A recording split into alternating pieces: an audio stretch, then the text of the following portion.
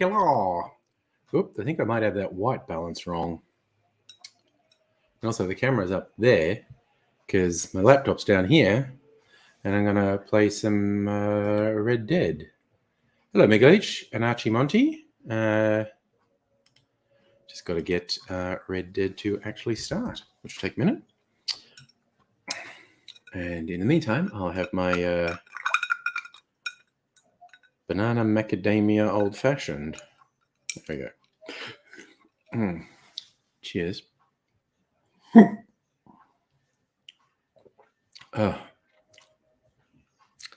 want to hiccup just as you're taking a bit of a strong drink. Nothing went wrong though. But yeah.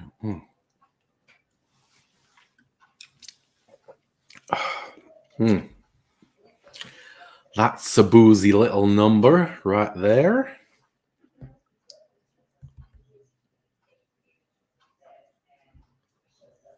Yeah, still loading. It's taking a while. That's okay. Sometimes things take a while.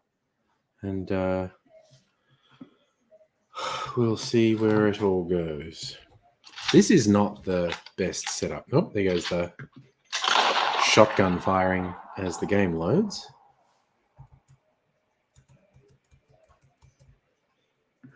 Right. All right.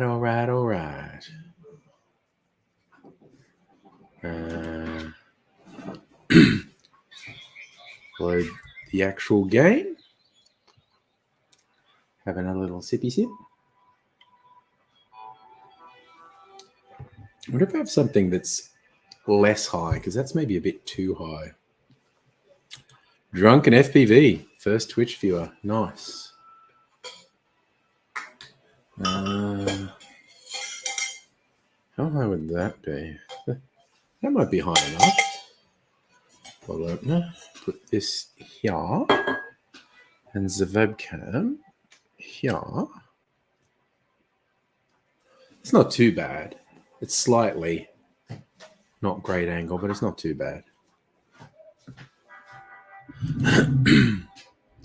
Where are we? We're ready. All right. So, just going to chill for a while playing RedDead. I was actually going to try and find the serial killer. There's a serial killer running around. So tell me if you can't hear game sound, because I want you to be able to hear game sound. Drunken had to wash your clothes in hot water. Ooh.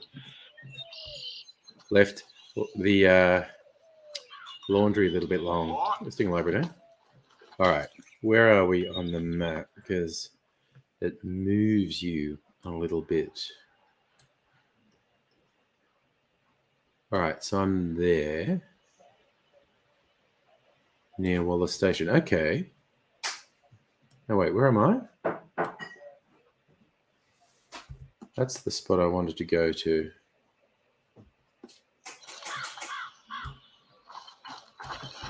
Okay, don't ride off the cliff, Arthur. What are you fucking thinking? Riding through the trees.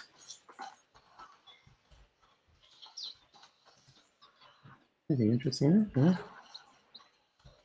Huh? The place we want to go is down here. Let's go, Arthur. What is my horse agitated about? So, Drunken, you want the serial killer? I'll see if I can find the serial killer. I think I've got the first two clues. There was a bit when I was playing and I didn't save it.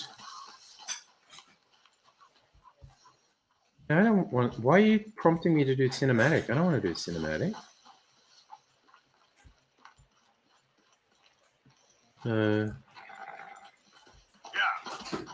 said, I think I have the first two clues, but what's here? What are these things?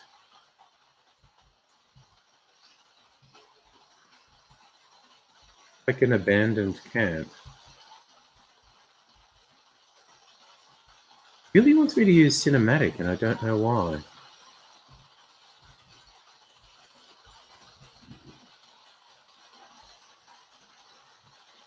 Oh, this is the logging camp. Why is it abandoned?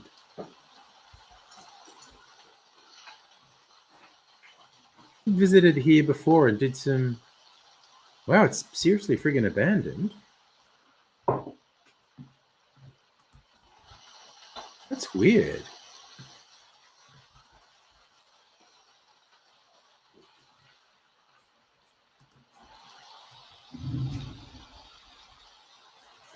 Why is it...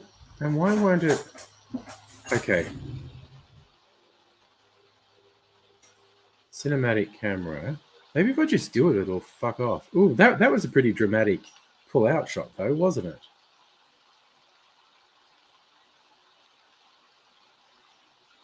Yeah, I think the game's glitching a bit. Okay. What is this here? What is it? There's a thing there. Why aren't you look... God damn it. Am I going to have to restart the game? Is it glitching? God damn it. Lemon juice. Here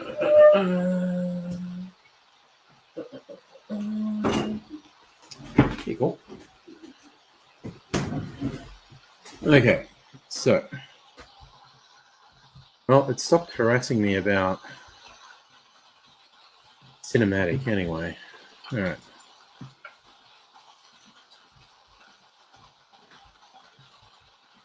Wait, is it another bridge? This guy likes freaking hanging people off bridges.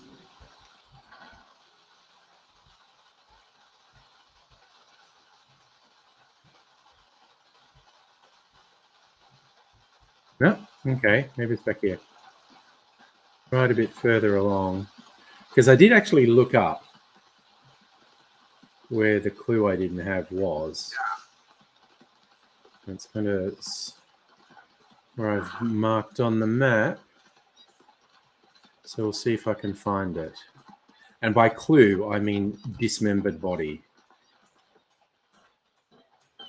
So, okay. So right now, we're looking for blood? Body parts? It's supposed to be somewhere around here from what I read. Oh my god! Why didn't someone tell me sooner I wasn't streaming the fucking game, for fuck's sake? Jesus Christ. What a fucking clown. What an absolute clown.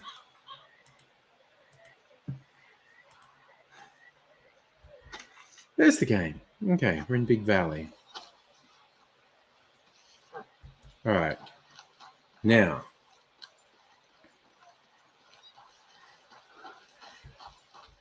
Sorry, I was not seeing the chat.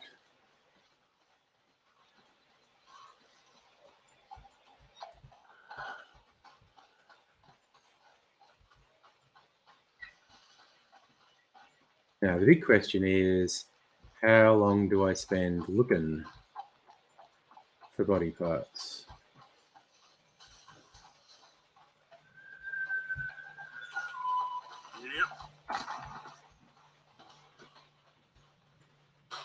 All right, someone's shooting. What's that about? Investigate the shooting.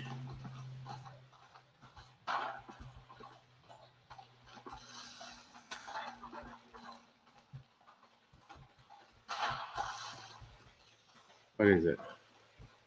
Hey, you! Are you gonna give me the chance to redeem myself? Or... Oh, it's just the target shooting guy. This is a little bit difficult to do on the laptop. I might try. I know I got to beat this time. Let's put some money on it, huh? What do you say? Right, I'm going to do two things. I forgot to put my I forgot to connect with a cable, so I'll just say hi to this guy. Okay, Shy, now let's do it. Unnamed channel. I have no idea. Okay, fine. I'm not going What the away, fuck? okay? The fucking controls aren't fucking working on this fucking fuck.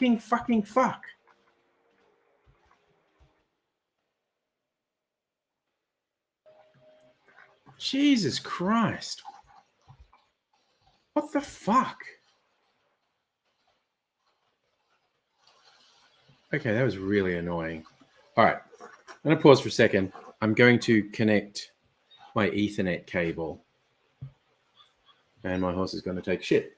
Give me a sec. I'll just have to go get my Ethernet cable.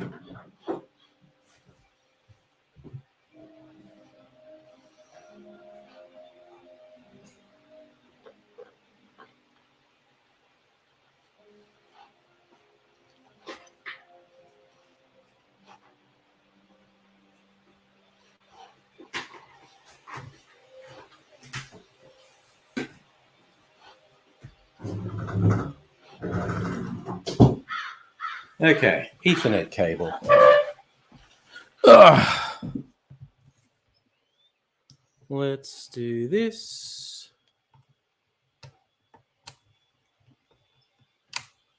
Come on, you sad bastard. Right, now I'm going to switch off. Why would I start a stream on wireless? Because I wasn't fucking paying attention. And I'll fucking swear all the fucking time.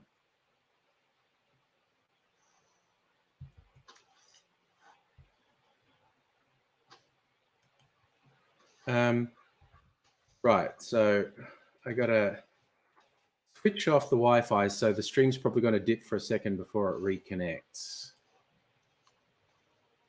Switch Wi-Fi.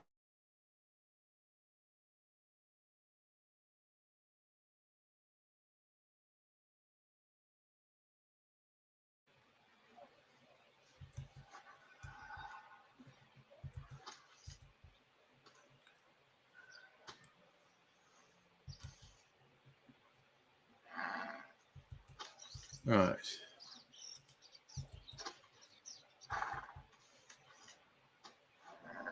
All right, that appears to be working. We are good. All right, we're going fine. Okay, I am failing to find body parts. I'm going to get annoyed in a minute and go off and do something else.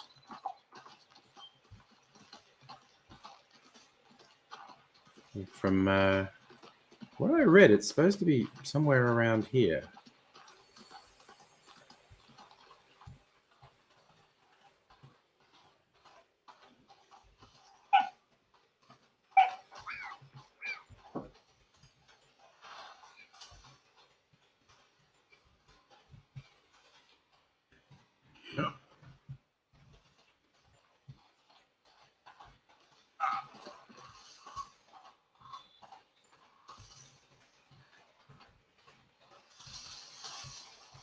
I'm just searching for some body parts.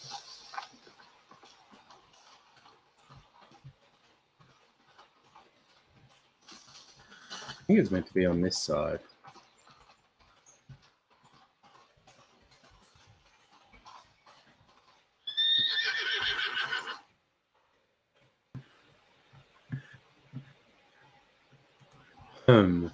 Maybe I will take a quick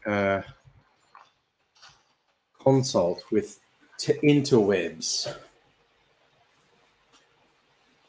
Get my phone. Get a phone and I look up. Okay, Red Dead Redemption 2, serial killer clues. Let's have a quick look. Okay. Suck my balls, I will do what I want.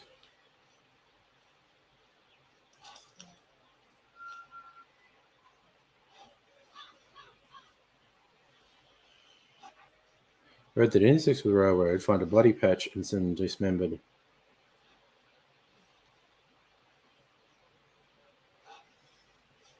It just says, where I am, the road that intersects with the railroad, you'll find a bloody patch.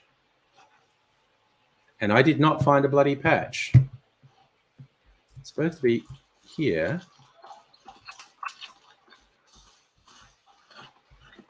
Road intersects with railway.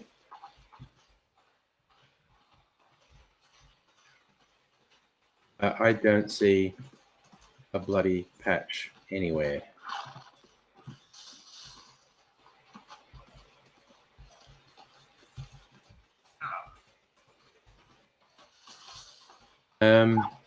Oh, blood! Oh, what's this, Arthur? Fuck yeah. Blood. All right, I was just about to give up. I don't want to eat something that's in the middle of a friggin' blood trail. Unnamed channel. Haven't had a hard day. I'm just really not fond of being told what to do.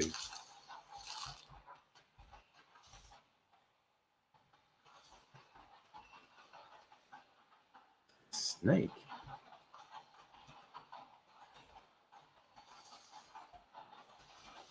Going for the big first-person view.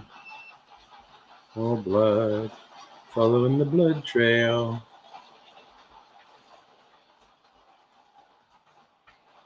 Oh. Oh, okay. Following the blood trail.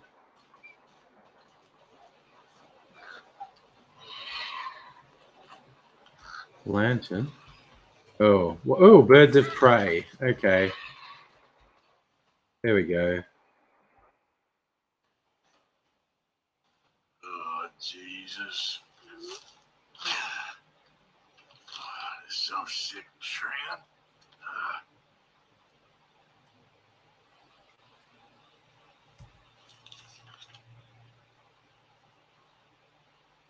Okay.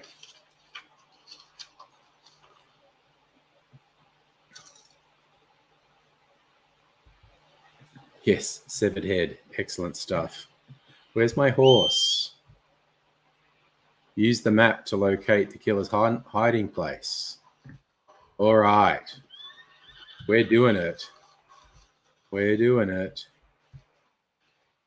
Okay, Mr. Cloppy. What do we got? Is it on this map? Or I need to look at the other map? It's not going to be in roads, is he? Okay, it must be the other map. All right.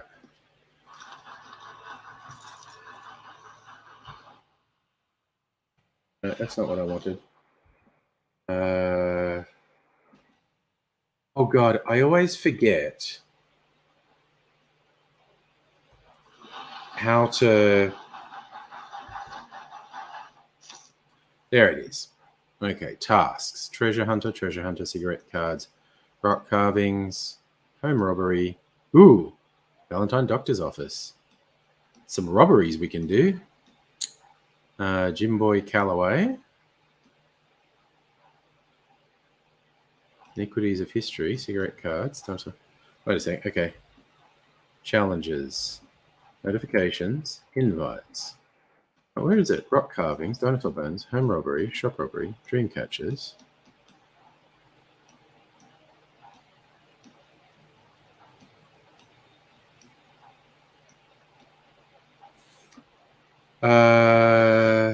Okay, I'm looking at the wrong thing.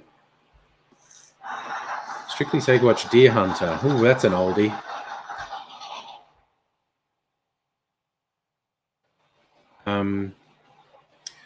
Wait.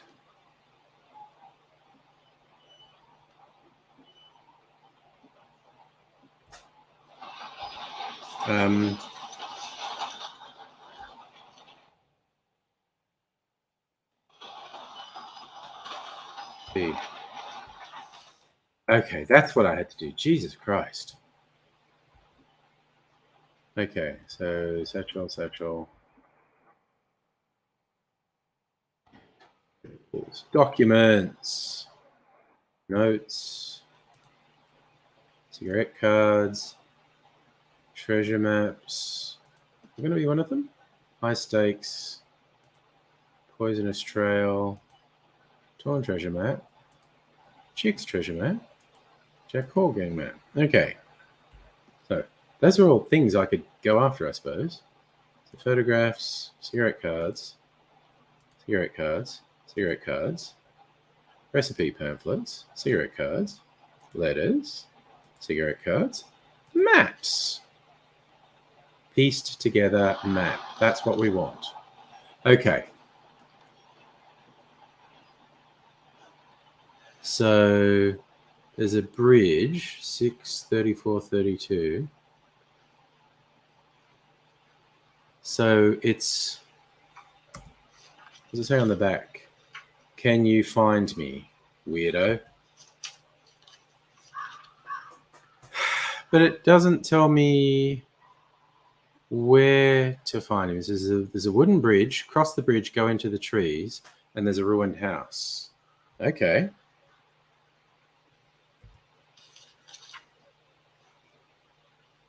I don't friggin' know where to find that wooden bridge.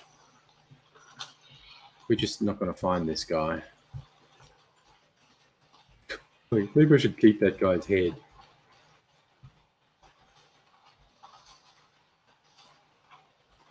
All right. I don't know where to find that, so maybe we'll just ride around and we might run into it.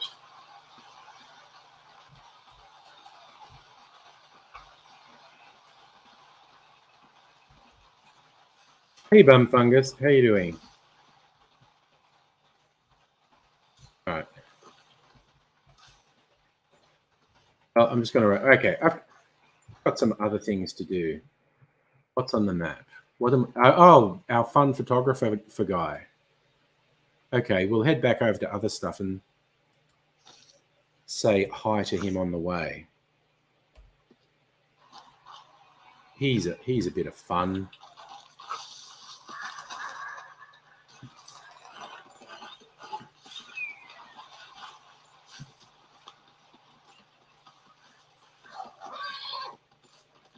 Ugh, you always sound so agitated, Mr. Cloppy. What are you agitated about?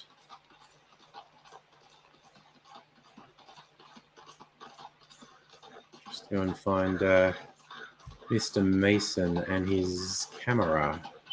Oops, I am not paying attention. Yeah, you know, fair call judging me on that, Mr. Cloppy. All right.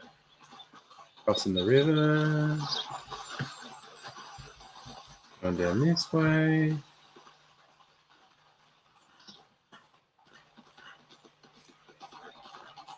Alrighty. Traveling all over the countryside like the Leyland brothers.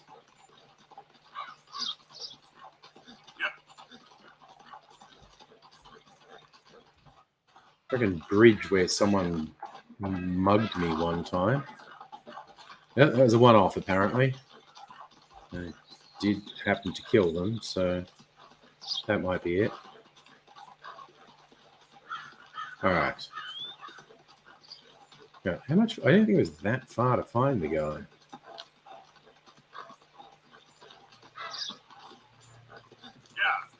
Yeah. Alright. Yeah. Maybe I should have done cinematic mode for this. Okay. get there eventually. Eventually, in the end. Clippity cloppity, clippity cloppity. Yeah, fuck. Don't run into a wagon. This way. Oh, thought I heard someone calling out then, but I didn't hear them twice, so.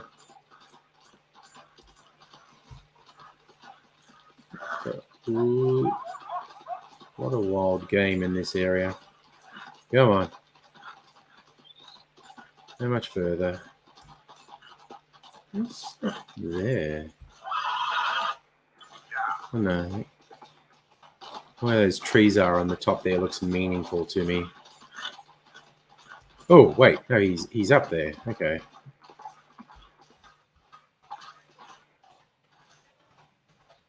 Where's our boy? Where is our boy? There he is.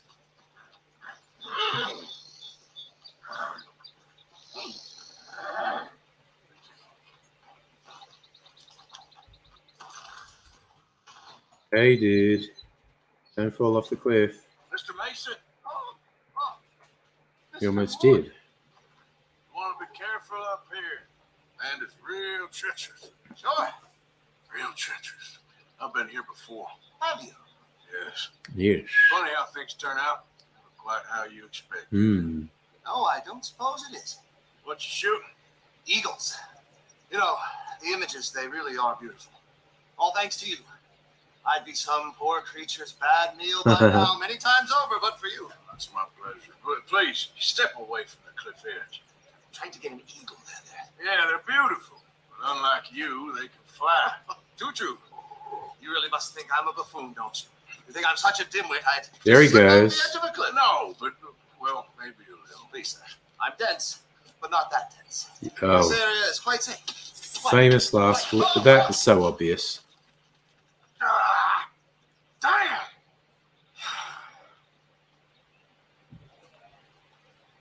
You're right. I am not much of a buffoon. Give me a hand, please. Put me out of my misery. Come here. Oh! Oh, dear. Okay. Thank you. I wonder if I could shoot that odor off his head. Bugger the Eagles, I'm going home. Probably wouldn't be happy. You know, I really did get some amazing pictures. Thanks to you. And somehow, I haven't quite broken my neck. You take care. And you too, sir. Sorry for all the trouble. Oh, is that it? Just a fun little conversation. Okay.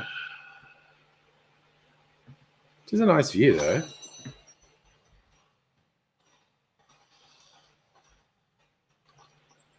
It's such a beautiful game.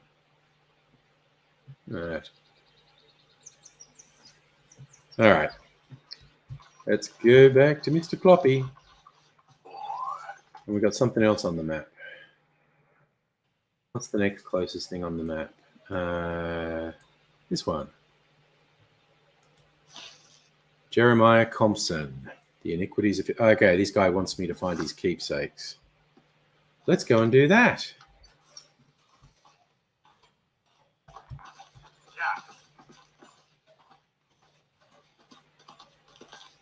All right. This way. Oh, in the way.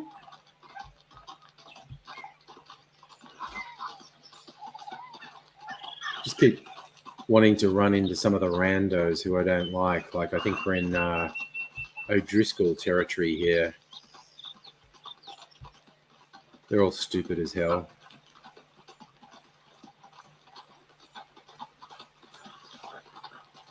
Look out, wildlife. Don't need to shoot anyone. I've got lots of meat and hide. Wagon?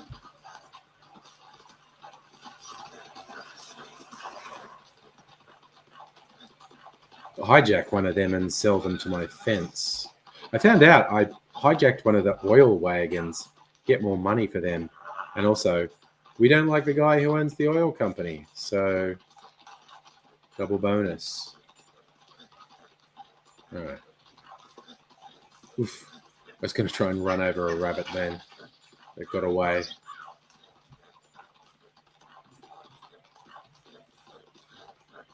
Riding across the countryside.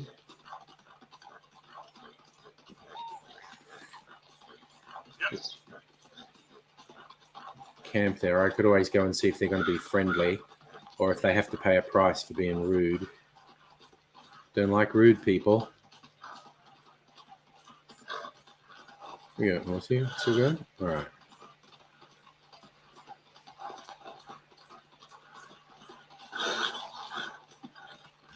Do. Wonder how much further we got to go. Just very determined ride across the countryside.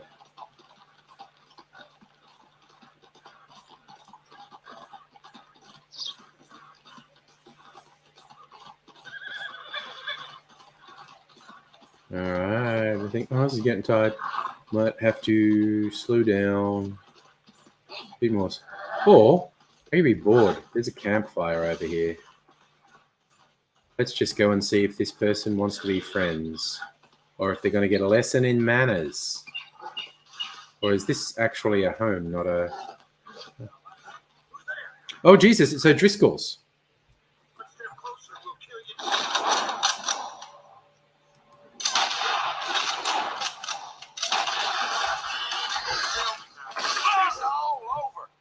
Oh, come on, controls, do what I want.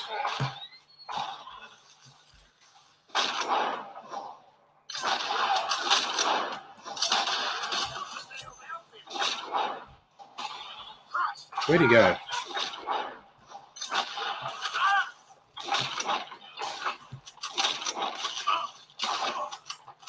Shoot him in the knee. Oh, he's still alive. It's not now.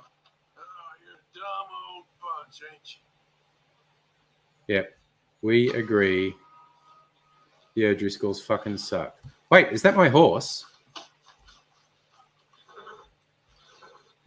Did I shoot my horse? Did I shoot my own horse? You're gonna be okay.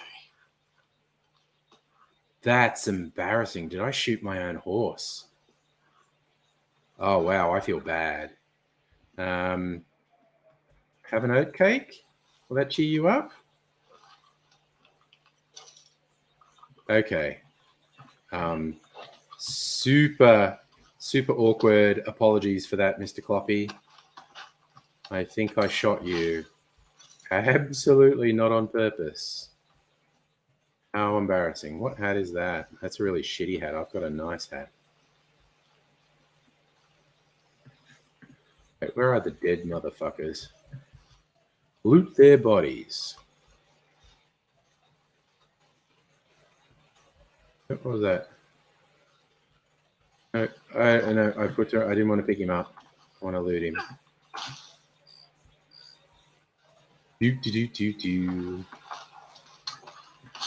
Stealing stuff off dead bodies. Oh, I got a new horse reviver. Well, that's handy, as I just used my horse reviver because I think I shot my horse, which is super embarrassing.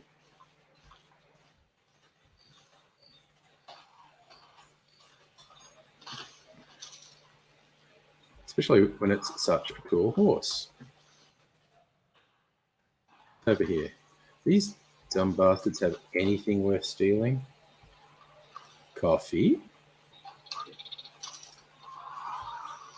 Bread chunk.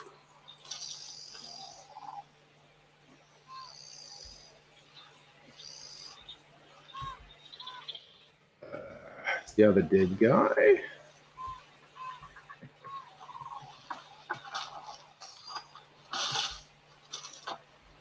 That certainly broke things up, just having some random O'Driscolls to kill. Ah, wait. There's something in that. Oh, ammo box. I was hoping it was something with money.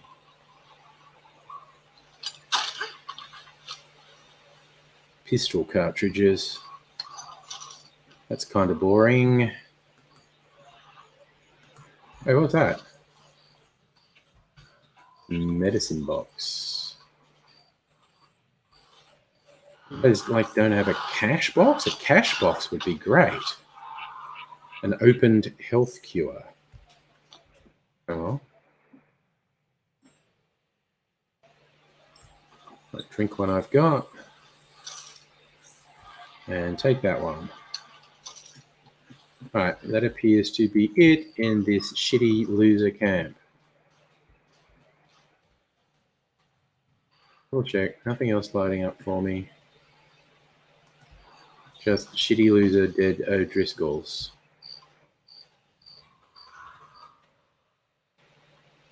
Wait, what's that? I think it's just a can of something. Classic oat cakes. The horse likes those.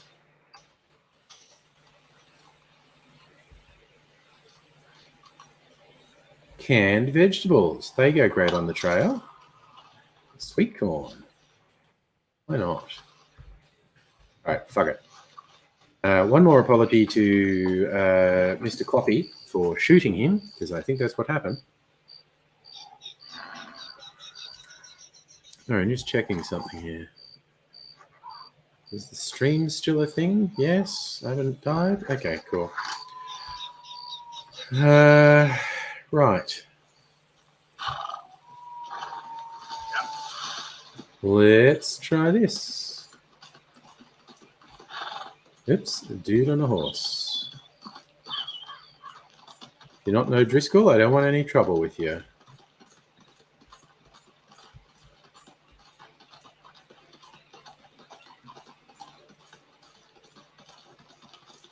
Okie dokie doo. Oh shit. I wasn't paying attention and almost had a head on with that horse. That would have been embarrassing. Normally causes a bit of conflict if you head on crash into someone. Okay, my horse is dirty. We'll have to find a river.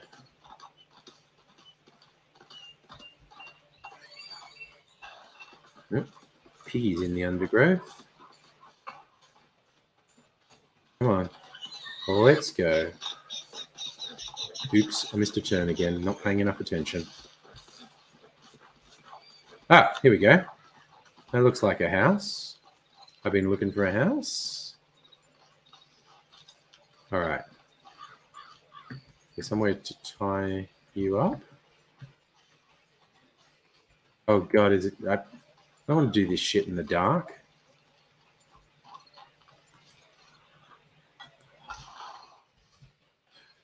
All right, you know what I'm going to do? I'm going to camp till morning. Because I don't want to do this shit in the dark. It's very hard to see nighttime in this game on this laptop. I suppose I could brighten the laptop screen, but sleep. We are going to sleep till morning.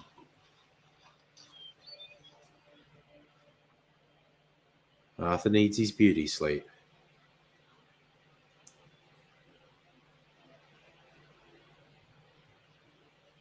All right. There we go. We are going to tear down our camp.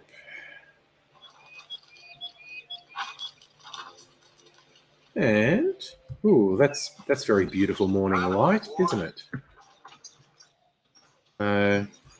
Okay, how far away did the camp take us from the house? A little ways by the looks of it. Okay.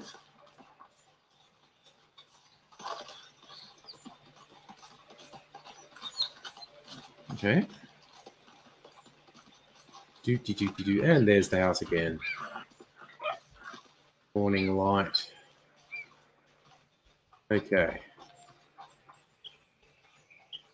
We tie you up, Mr. Cloppy, or if I just got to leave you sit here? Search the house for his watch, pistol, and ledger. No? Anything? No. All right. How do we get into the house? Front door, maybe? Doo-doo-doo-doo-doo-doo. Order of Judge. I order of Judge Meredith Holden in the courts of the state of Lemoyne. We do hereby grant repossession of this property and all items herein to the Bank of Rhodes. M. Holden, Judge Holden, Henrietta Blackley, clerk, November 18th, 1895. All right, so this got repossessed 4 years ago then. Opened gin. I mean, who doesn't, if you find an open bottle of alcohol, who doesn't just drink it? Opened gin. I'm going to drink one and take that one.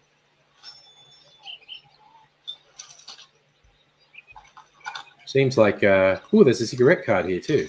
Nice. Gotta love the cigarette cards. Who's that? Stars of the Stage. There you go. Let's put that away. All right. A little bit of bric-a-brac.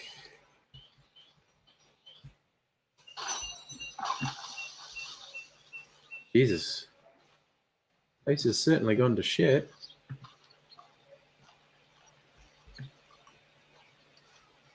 Okay. Is the back door open?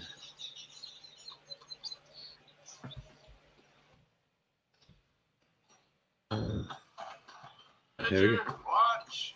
Pistol. Oh, more booze. Examine an empty bottle. That's new.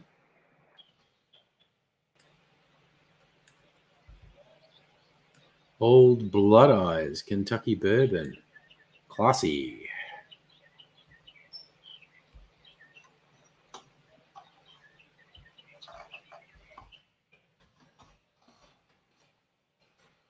Right. Searching cabinets. Canned vegetables. Apparently I'm full of canned vegetables. Ooh. A family daguerreotype.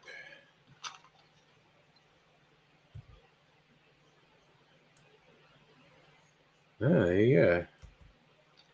June 7th, 1855. Dear sir, please accept this likeness of your family as a small token of appreciation for your assistance in the recovery of my property. Like your old pa, you're a cunning old dog and a credit to this community. Yours, Colonel Joshua Nixon, the Ascension Plantation. Ah. Okay. No, that's not what I meant to do.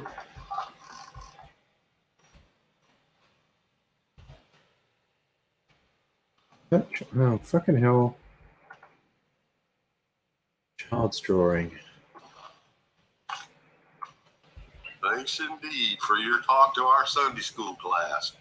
Thought you might like this drawing young Josh did of you. He wants to grow up to be just like you. Sam.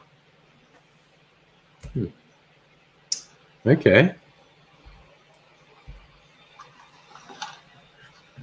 So people used to like him.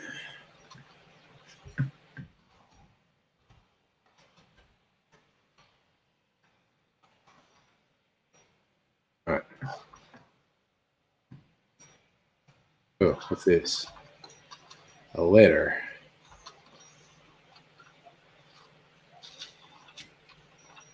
April 2nd, 1870. Dear Mr. Thompson, I'm afraid there's no more work for you down here at the plantation.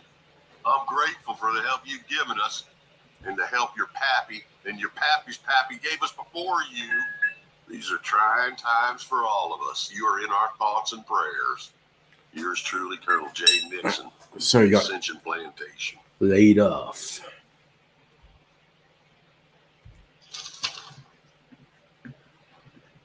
Right. Now, there's often stuff in fireplaces in these. Ooh, an antique pocket watch.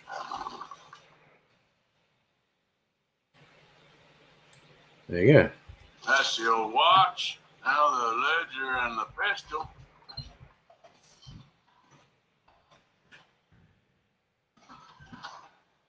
Yeah. Picture the cabinet. Ah, premium cigarettes. That means I got to smoke.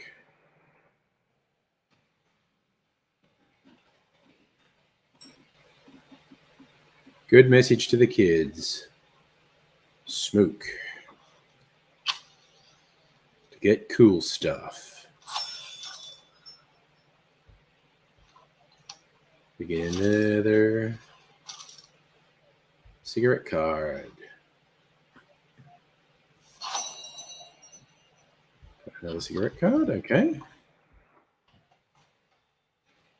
Right, here's a another letter.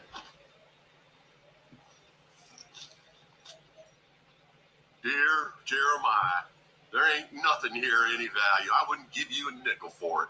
Come by for a sup of whiskey anytime. Bill. Yes. I was sorry to hear of Betsy's passing. Things is easier up there for sure. Somebody's wife died. Okay, anything over here? Anything in these drawers? Let's search the desk drawers.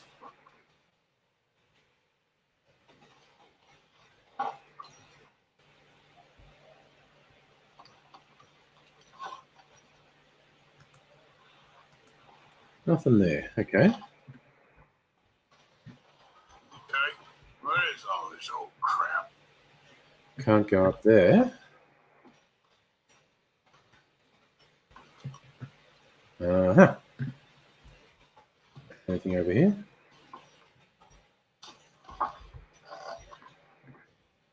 Nope. Nope, nope. It's another letter.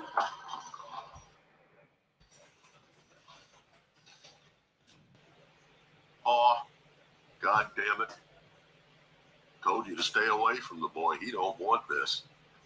Heck, none of us want nothing to do with you. Oof. France. Dang. None of us want nothing to do with you. Anything here? Fireplace? There's often things in fireplaces. Oh, another photograph. Trap door, huh? Uh-huh.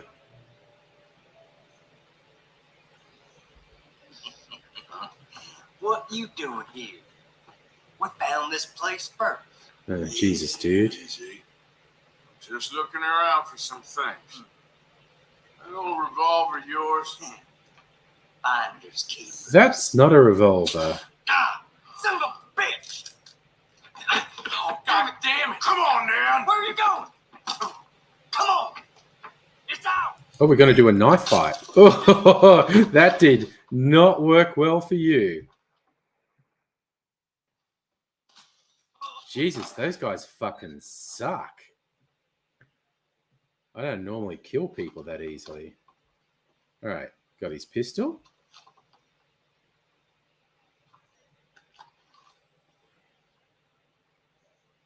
Nice. All right, put that away. That'll be the pistol. Just the ledger now. I'm going to loot this guy's body. Can't have anything. No, he did not have anything. Wait, how do we open the trapdoor? We just saw there's a trapdoor here. Oh, that was it. Nope, that was not it. Come on.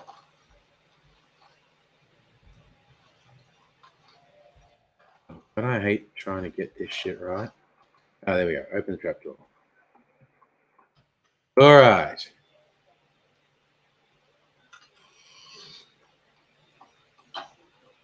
The knife and the hat suspended in midair.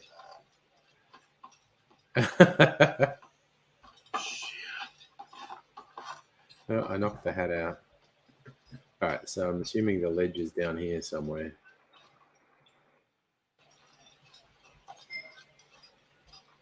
Ah. This. Well, that's that. I was somewhere near Rhodes when they caught me. Till the day I die, I ain't gonna forget the sound of that dog barking at my heels. But I don't suppose that day gonna be far off yet. It was 50 lashings yesterday and 50 more to come. I don't think I can take any more. Man said he was doing his job. Funny kind of employment if you ask me, but I suppose you ain't. Lights fading, so that's it for now.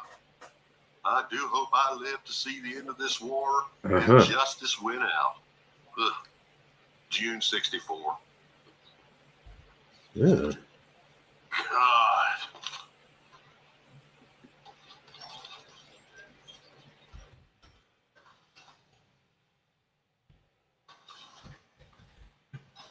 Over here. Is that the ledger? That's the ledger.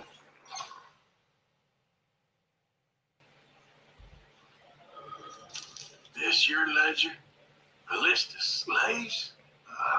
Rewards. January 15th, Betsy, $17.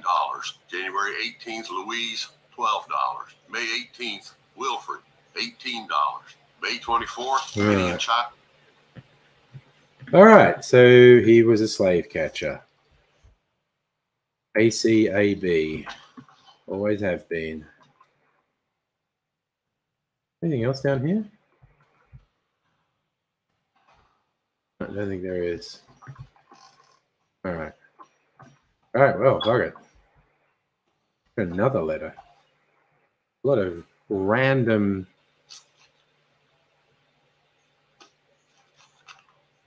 Dear Mr. Compson, after numerous complaints from customers and fellow employees alike, we must terminate your employment.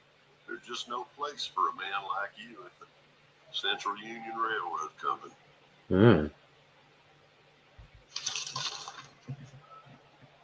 Okay. Head guys.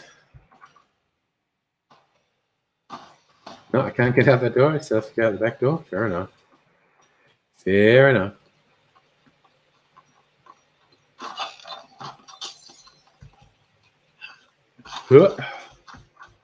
Where's my horse? Around here. Okay. Yeah.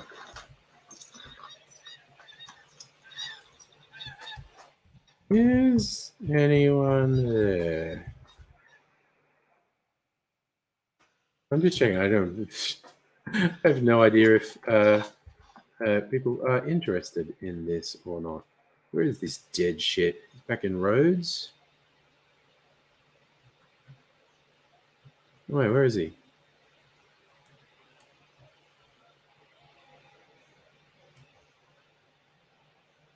I'm not seeing anything. Rhodes. Anyway, go to Rhodes.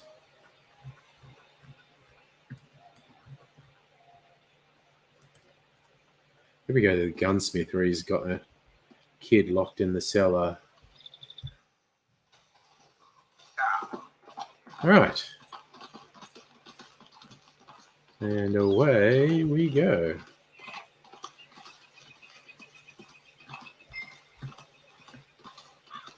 Return the items to Compson.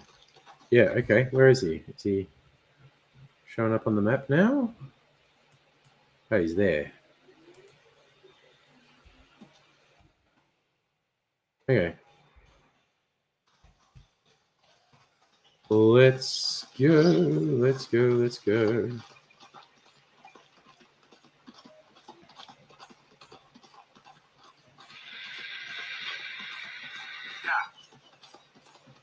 I don't know where the stream isn't happening because no one's answering. I will have to look into that.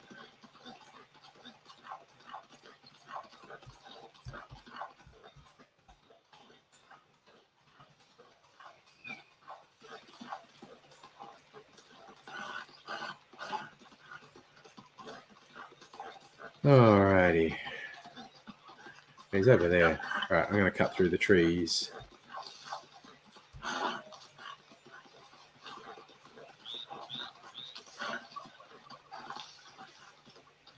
Turkeys. Wait, where is he? Is he just here?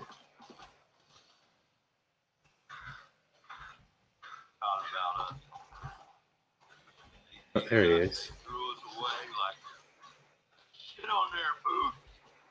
Oh yeah, okay. Stream's still going. That's okay then. I ain't saying that. It's just it's all going to hell. Hey, asshole. Oh man, you show some respect. I was respected once. I had a profession.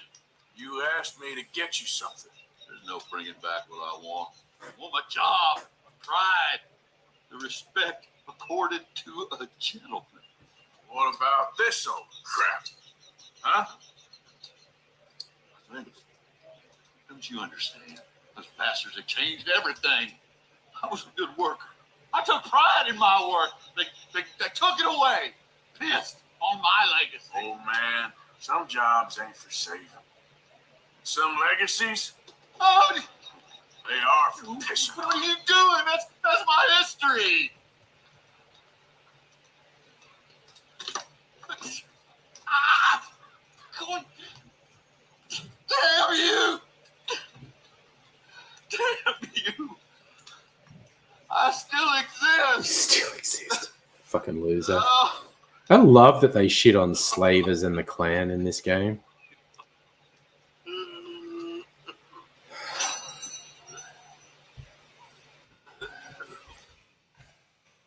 Kind of tempted to throw him on the fucking fire. Yeah, I can't. No, I can't do anything to him. Well, fuck it. Very tempted to fuck that guy up. All right, so much for that piece of shit. Who's in Rhodes? Billy Midnight. I want Billy Midnight. Last bloody gunslinger I've been trying to find. Let's go, Billy Midnight. Oh, whoops. Oh, it's not that big a jump, Mr. Cloppy, you goddamn wuss. We could have made it. Fine, we'll go down this way.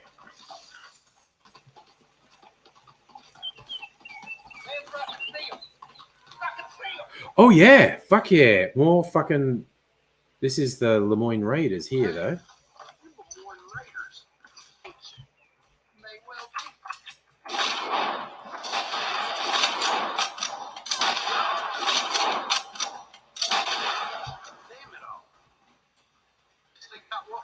to him.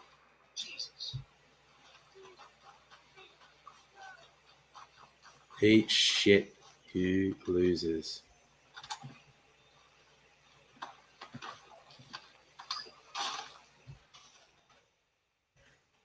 Yeah, you didn't see nothing, mate. Okay? Keep on keeping on. It's just dead Lemoyne Raiders. And me looting their bodies. And I got a lot of money. Someone's going to kill me and I'm going to lose it.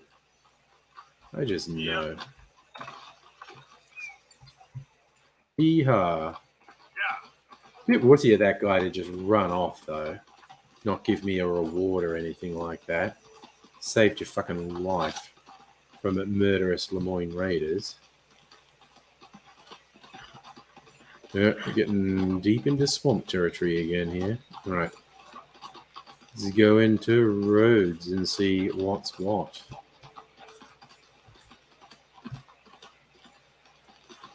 Yes, we're not going to cause trouble in roads.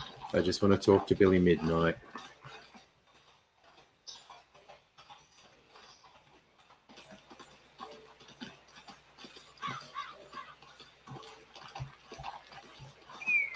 All right. Fine city of roads.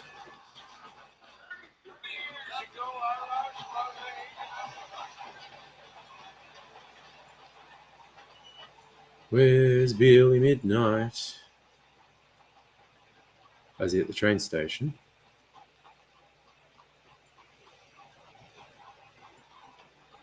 Ah, Must be at the train station. Right. Park you here, Mr. Cloppy. All right, boys, recess is over.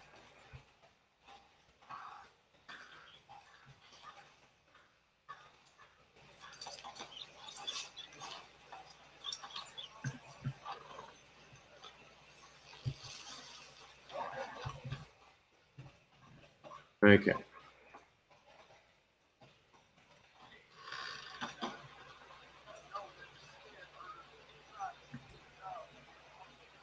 Mister? How do you do? Oh, hello. Been a while since you were around this way. Oh, Billy Midnight. Hey, you there. A quick word. What can I do for you, sir? There's an old gunslinger I'm looking for. I heard he comes through here. Name of Midnight? Billy? Oh, that old soak? Yeah, he spends days on board these trains, but he's going nowhere but the gutter. I Wow. imagine you'll find him right in the next one through here. Either that or the next one. Try them both. Look in the bar car. Right. Let's get on the train.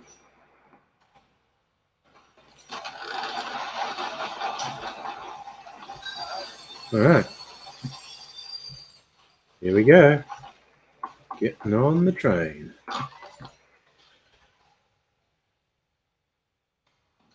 Looking for Billy Midnight.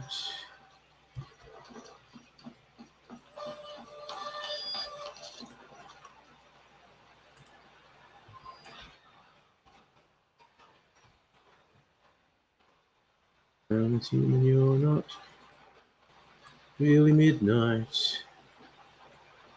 Definitely don't look a bit. Music Rabbit doing YouTube videos playing natural trumpet. Nice. Okay, here's the bar car.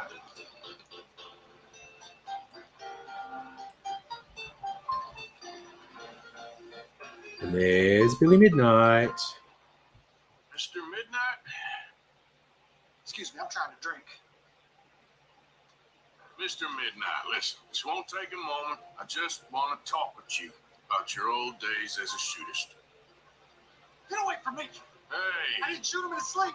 no one's I didn't saying shoot him in it. his sleep, and if I did, it was the only way. All right, Not calm a down, problem. dude. I'm here about Jim Boy Calloway, and no one shot him yet. I knew you'd come for me. Get away from me! Mr. Midnight! What's he? Come on. What's going on here? Ugh. All right. You come! You ain't get me! I knew you'd come for me! It wasn't my fault! I Sure, dude. You don't know nothing, Mr. Midnight. I want to talk. Don't do something foolish. You come for me! Come on! I'm so bad at this. See? What did I say about being bad at this? All right, let's do it again. All right.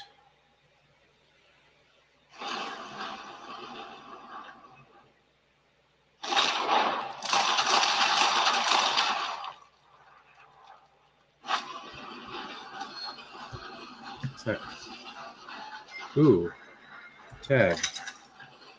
Take a close-up photo.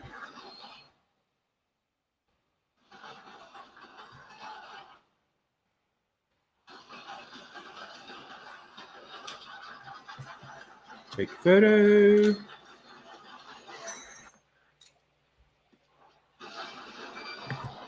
All right, well, fuck. So much for that. You got a Mauser.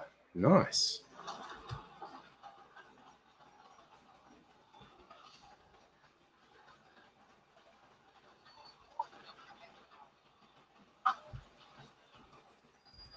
Just put the gun away and pretend nothing happened.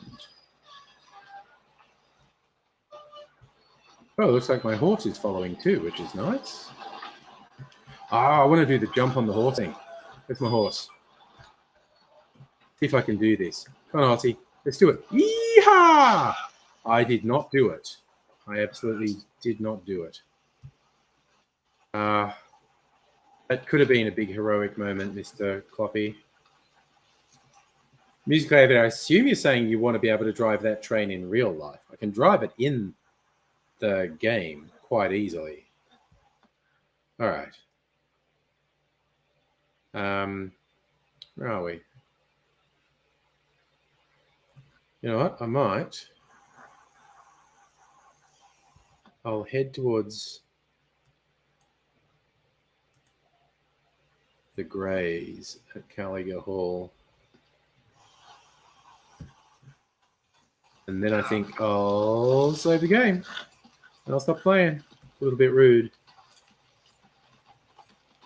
Yes, we are not going to use weapons. We're going to be good.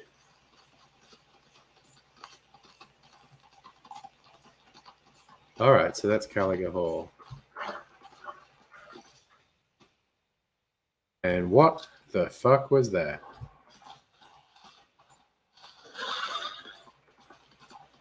Yes, I'm not going to... All right. Okay, I've got to get off their property to have a camp, I assume. Let's do that. Set up camp and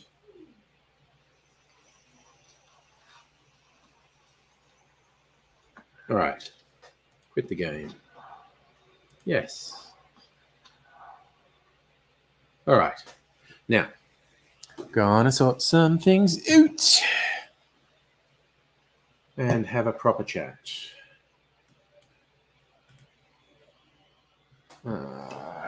That there. Do. Push those things out the way.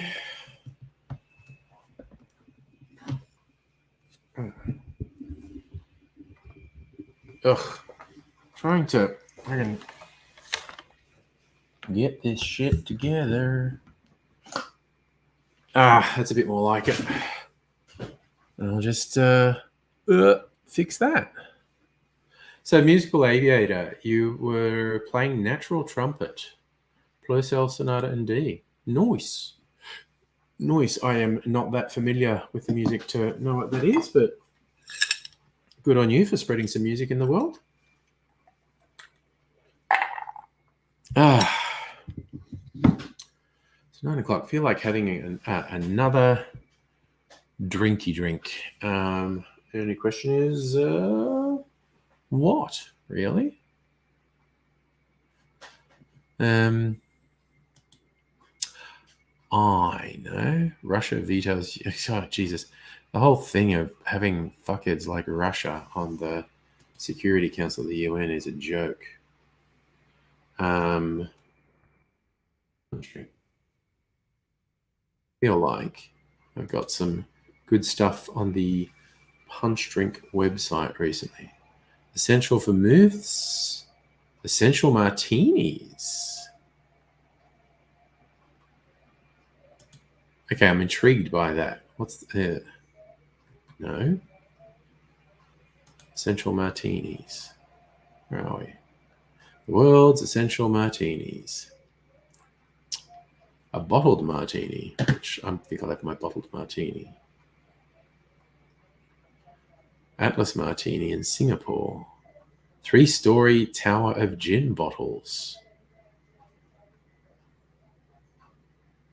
All right, that's not actual recipes. It's just talking about places. What the hell? I don't think it's a big thing of ice. I was going to have something with ice.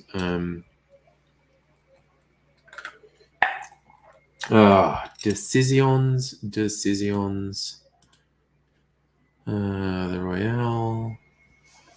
A rum. Old-fashioned, actually.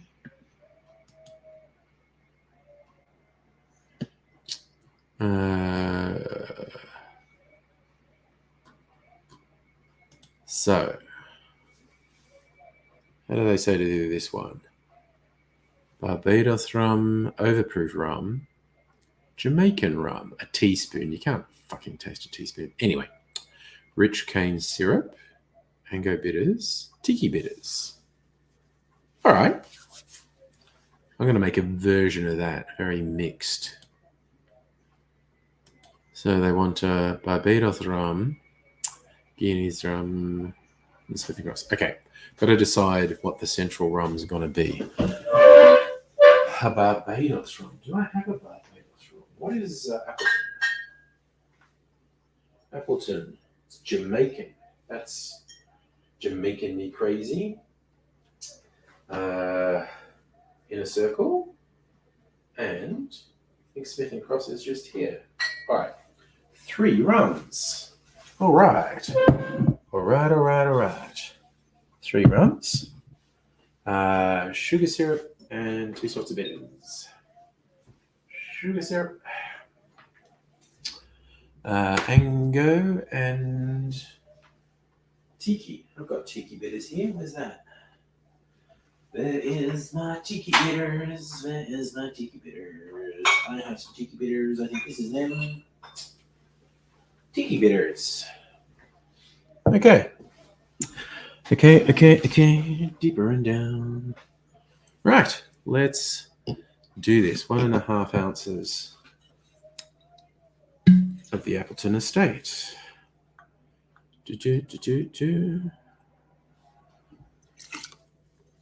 And so, 1/2 ounce of Overproof 151 is Australia's own Inner Circle.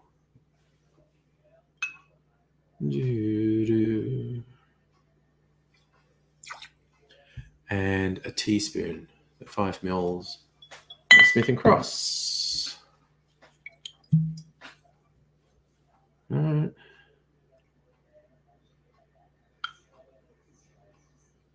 It's probably enough. That one. Teaspoon of rich cane syrup will. That it? Angostura Bitterzo.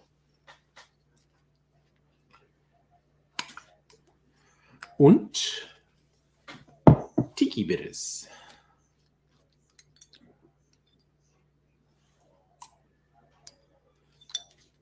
And we're done. Okay.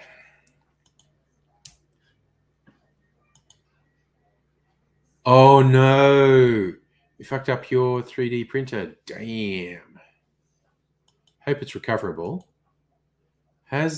I think I did get something about there being mail. Need to go into the city at some point and check. It's a very dark drink, isn't it? Rum old fashioned. Rum and uncanny. Cheers, y'all.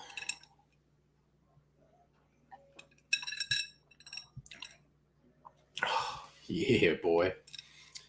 That is pretty nice. Oh, just the blend there. It's all over. Micro USB. Hey there. How you doing? I'm going to sit over here. Be framed a bit better on El Streamo.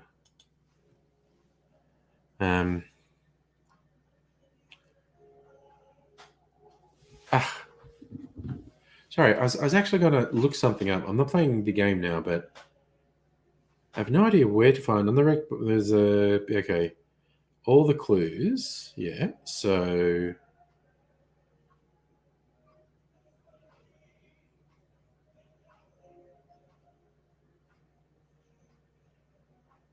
all right. So it's pieced together. Place named Lucky Cabin. It won't be named that on the map. Southwest of Valentine.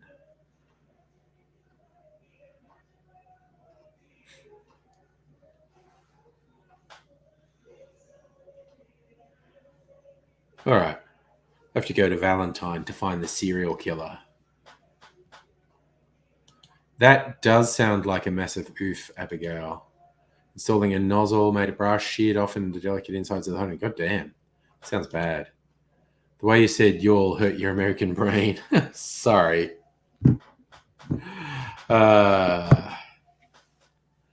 It's unfortunately. a thing. All right. Now I know basically where to find the serial killer next time I play Red Dead. That'd be fun. Tonight I found the slaver, humiliated him, and killed a bunch of fuckboys. Hey, nobody, how the fuck you doing, bro? So yeah, that's like job well done. Humiliating a slaver and killing some other people who wish they were still slavers.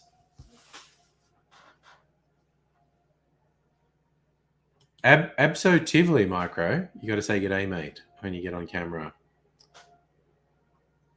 And I go, how are y'all doing?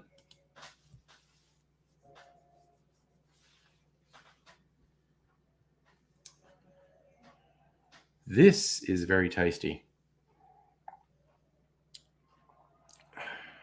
Yum, yum. That blend of rums and my special sugar syrup. Solid 7.5, bordering on 8 out of 10 for that one. It's very nice, but and again, just an old-fashioned is, you know, just a classy thing. I'm going to do stage 2 of my barrel tomorrow, I think. It's 2 weeks. It's been seasoning with a port and vermouth mix. So I'll drain that, and then I'm going to do the base for a cocktail that's basically 50% rum and 50% whiskey with a bit of absinthe and sugar syrup. I love that, Micro. Good, mate. Can I interest you in some Tim Tams or a kangaroo? $5 dues. Kangaroo carries the Tim Tams in a pouch. It's quality gear.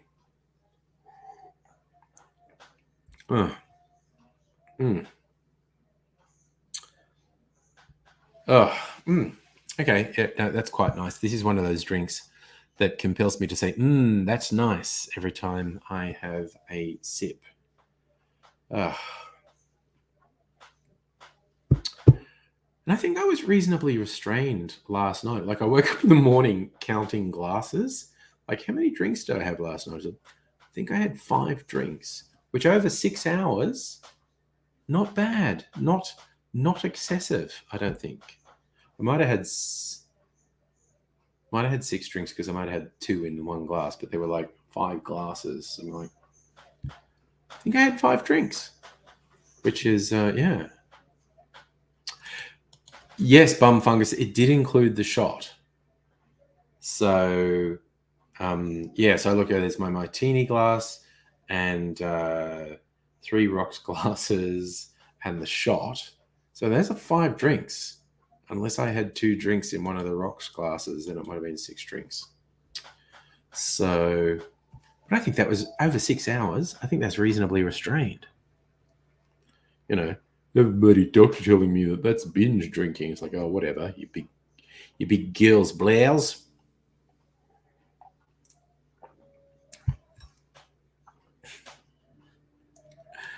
Here's the thing, Micro, pouches in kangaroos, very handy. Carry all sorts of things. And then I got a good 7, almost 8 hours sleep. Was up at 10 this morning. So, you know, pretty good. So I haven't even been tired today because I kind of got a proper amount of sleep. And because I had my headgear on. Oh, how good was my sleep, actually? I score my sleep. My sleep is gamified. Score for last night. Fucking 100. 100. I'm a perfect sleeper. That's what that means. I didn't think I'd get 100. I didn't think I slept for long enough. Wow. Okay. I worry when I'm drunk I don't have the mask on properly. But This is telling me I did. Very good mask seal. I think I didn't move. This is the thing. I get a bit drunk. I just lie there and don't move. Only one event per hour, which is like stopping breathing once an hour. Yes, the sleep study said I was stopping breathing 35 times an hour. So, yeah, it works. Yes. Dr. Abigail, I officially won at sleep. I am a champion sleeper. Michael, you got a buttload of snow. Not really a fan. Wow, 25 centimeters of the sky. Okay, god damn, that is... And that's a bit late in winter for a heavy snowfall, isn't it? I say this from a position of pure ignorance. It's kind of like if we got a 40 Celsius day, I'd be surprised because it's quite late in summer. It's not impossible, but I'd be surprised. I think I think when I finish this, I actually need to excuse myself quickly and have a slash. Then I think I'm going to have a martini from my freezer martini.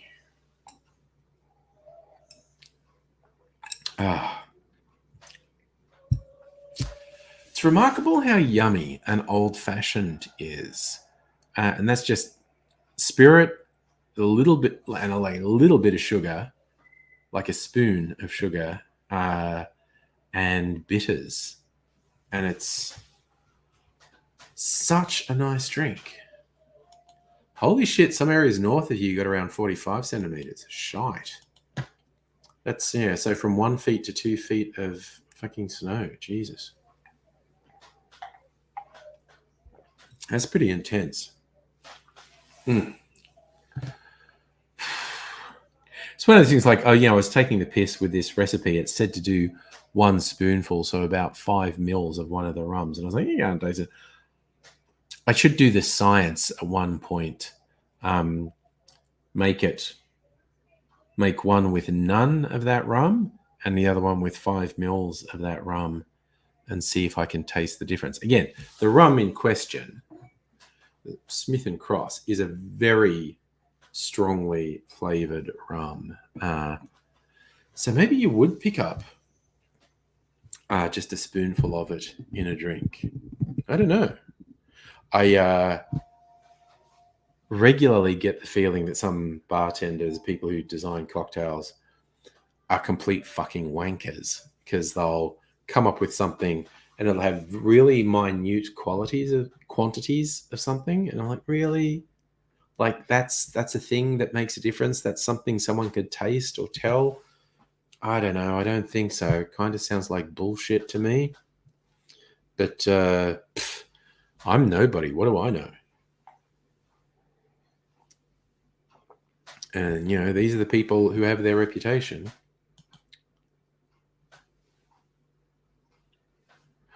Ooh, that's a 3-way science, Megaleech. Do 1 without, 1 with the teaspoon, and 1 with a rinse. That's some good science there, Megaleech. Not tonight. I'm not having... This is a strong rum drink, and I'm not having 2 more strong rum drinks or 3 more strong rum drinks. The no snow. Yeah, see, Marco, it sounds like bullshit, doesn't it? Like a spoon, just like a teaspoon, like 5 mils. Doesn't seem like it tastes... Nobody, I was wondering if you'd picked up on it. Literally, as I said that, I'm nobody, I was going, are you going to pick up on that? And you did. Legend.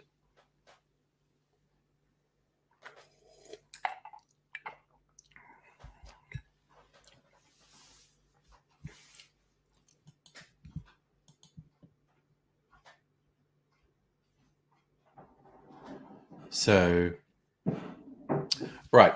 Even as we were talking to everybody, because, I've got to write a script for you to do a commercial for me. One actually came into me. I'm going to send it to you tomorrow because, well, actually, I'll probably send you 2 tomorrow. One was like that generic one that we were joking about that is just like a general advertisement for alcohol that goes, problems? Have you tried alcohol? It doesn't make the problems go away, but it blanks them out of your memory. Something like that. Nice. Nobody got a sleep routine happening? Off to bed routine? Oh, it's 9:30. I normally go to bed at 10. I might be up a bit later tonight. Not doing the all-nighter like last night. Mrs. Angry was watching a Eurovision thing in the next room, and it's suddenly gone quiet. Oh, no, now I can hear it again. Maybe she paused it for a bit. Anyway, now I get the treat of my maraschino cherry. Been sitting in a couple drinks. Yum, yum. Soaking up some flavor. All right. So I am going to ask you to excuse me. I bet. Okay, can I do a lightning fast piss break? I'll see if I can do it. I'll put my 30-second timer on. Oh, wow. They have background music looping. That's new. I didn't even know I could do that. I could have background music. But here, I'm going to play my countdown music. Let's see if I can go out, take a slash, and be back in 30 seconds. All right. Flexing. Got to stretch. Angry, Fozzie.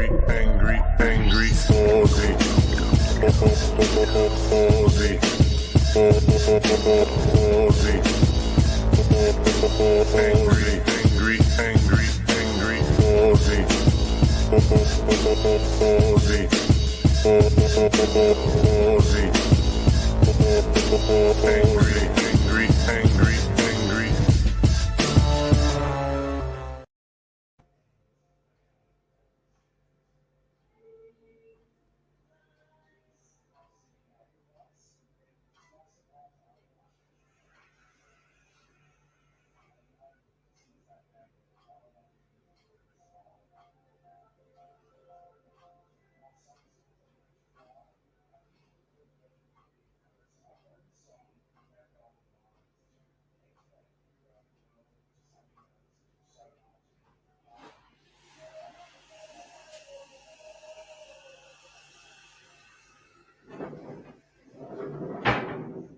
Okay, I didn't come close.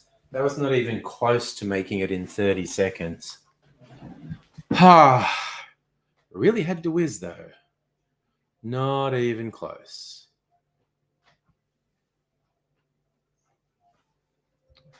Okay.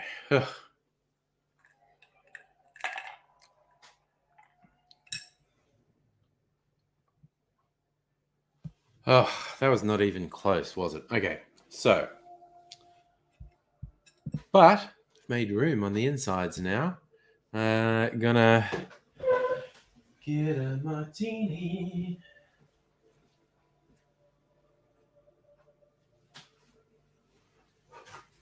My sexy martini glass. Oh, yeah. Oh, yeah. Bonk, bonk. This fucking cork broke when I put it in. Wait a sec. I have to try and find another stopper over here. This one. Right. I've got another stopper. See if this one survives. Megally string over 70 seconds. Yeah, I failed. Night the stream brought to you interrupted by alcohol. Cause of means of hiding from so many lifestyle problems.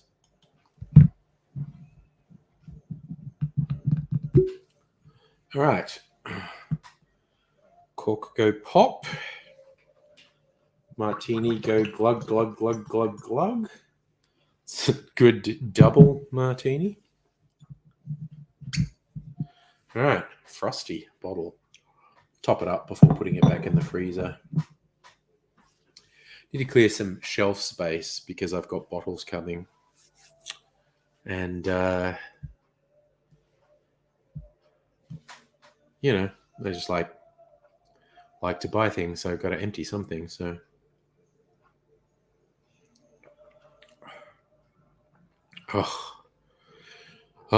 dry martini. That's a good one, nobody. We'll come up with a script like that, or you could do that exact script if you want. Hi,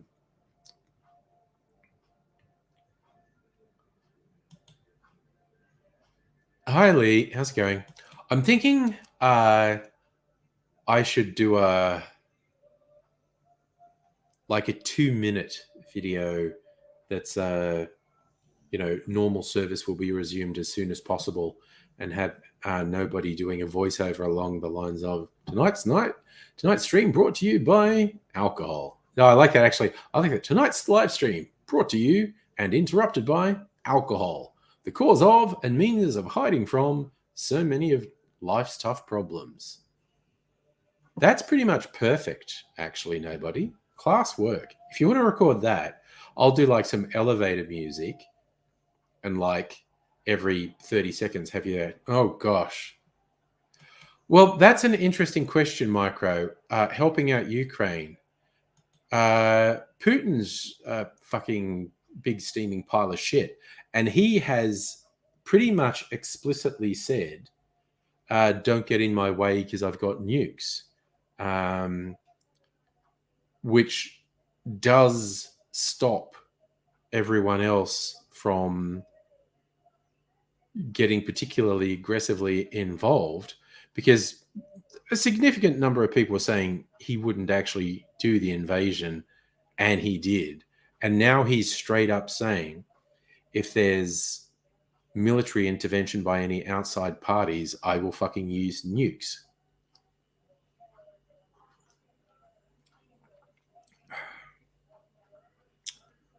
God, that's good. Sorry. Marco, you disgruntled your country had issues spending billions in the Middle East, won't do anything there. Yeah. It's different when the person you're dealing with has got fucking nukes. And particularly when they're sending absolutely unmistakable, I don't give a fuck messages. When he's like explicitly saying, fuck around and find out, I've got nukes. So it's all kinds of not cool. So yeah. And it's, of course, and you can argue that the people in power in Ukraine are kind of fucked too, but it's of course it's the civilians I worry about, the ordinary people, people playing these dumb fucking power games, and ordinary people are going to get killed. Oh yeah, Micro, the very least, it's screwed, it's fucked. Putin's a steaming pile of shit. Yes, where Putin's behaving like Debanak. Yeah. Oh yeah, it's just like there's clearly ego and possibly psychopathic tendencies with Putin. Guy's a fuckhead.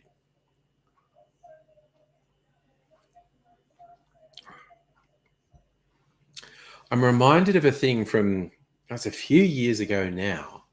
The then German Chancellor Angela Merkel was visiting Russia, or Putin was visiting Germany. No, Merkel was visiting Russia, I think, and had a sort of photo op with Putin, like they were having talks, and so it was a photo op for the media to take things.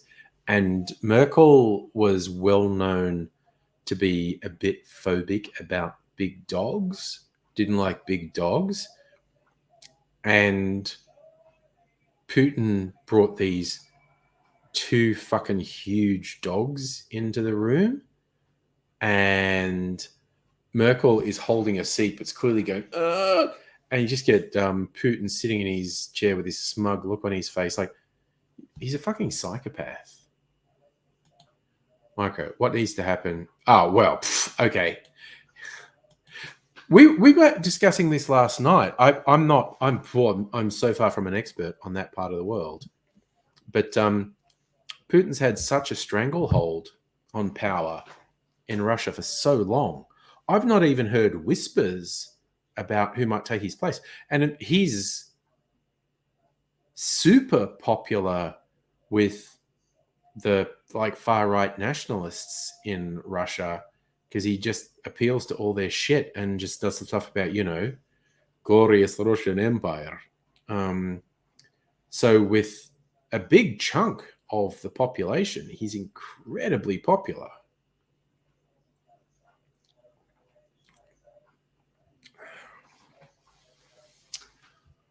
Oof. Enjoying my martini. Yeah, but also we're also toying with last night. Like he's old.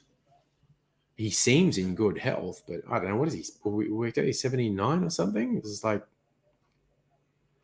even healthy people don't live together. But he could be like the Queen and live for another. I don't think he'd hold power for another 20 years.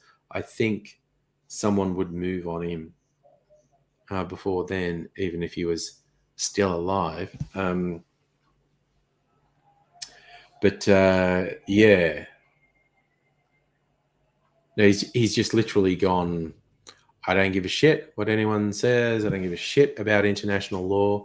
I don't give a shit about the rights or the safety of the people of Ukraine. It's just like, I've just decided I'm doing a thing, and if anyone tries to get in my way, I will fucking use nukes. And it's like, when someone's that unhinged and prepared to do such extreme actions,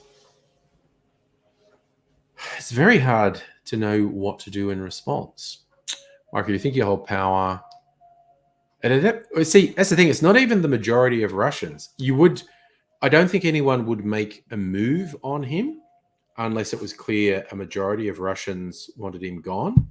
But that alone won't do it, because it's just going to be another oligarch who moves on him.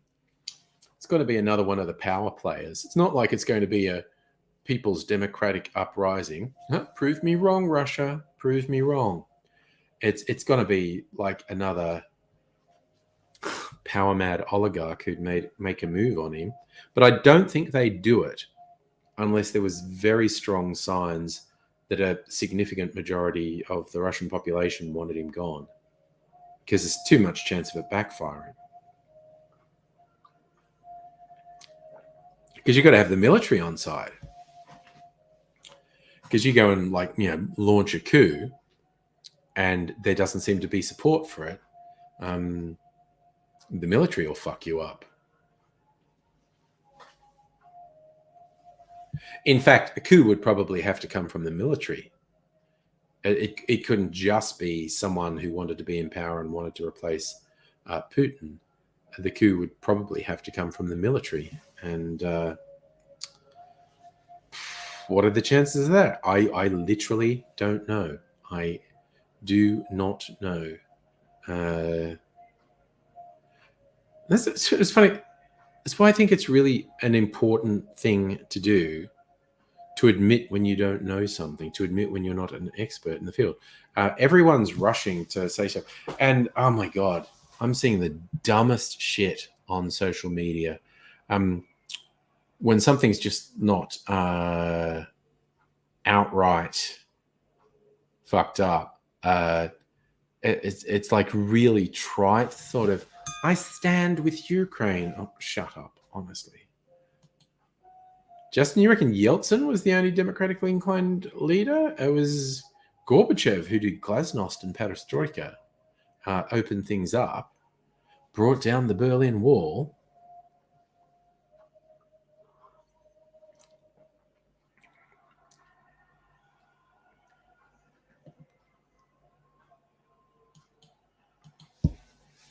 I just wanted to look Yeltsin up, actually, because my memory is failing me. Okay, yeah, that was Yeltsin. Okay. So he was the first president of Russia, 91 to 99. Okay, yeah. So that's after Gorbachev opened things up. And he was the first democratically elected. And he died in 2007, aged 76.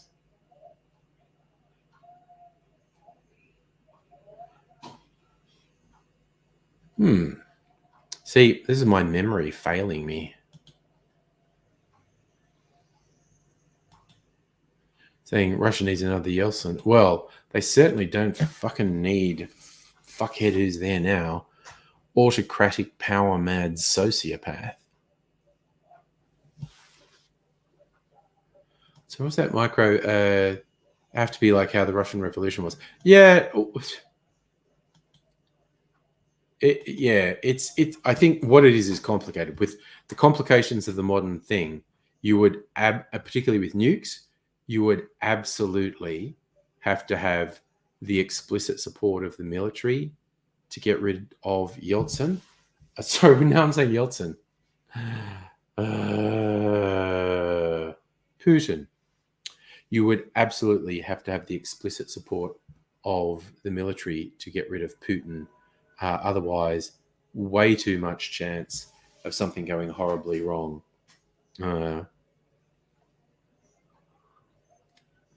Is Putin certainly not showing any signs of wanting a more democratically elected leader to be an option. He very clearly wants to just hold on to power.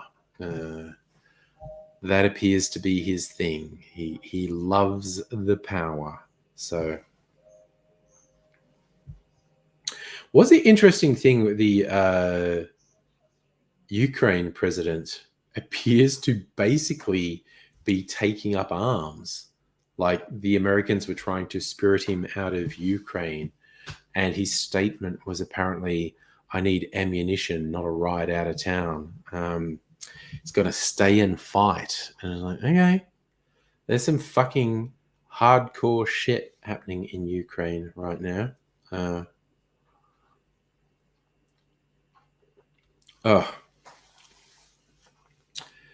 Not a good look. Not a good look, basically. And yes, Micro, China's been really quiet. China's just going to go, hey, you do you, man. Fuck it. Nothing to do with me. And again, because it's like, well, we're not going to criticize Putin because we are probably going to do some expansion of shit and really sort of clamp down on Taiwan, for instance. Which a lot of people in the West say, we should recognize Taiwan as an independent country. And China is like, how about fuck no? They absolutely regard Taiwan as their province that they're in complete control of. And all the clampdowns they're doing in Hong Kong as well. There's not much resistance to what's happening in Hong Kong. There is resistance to them clamping down on Taiwan. So,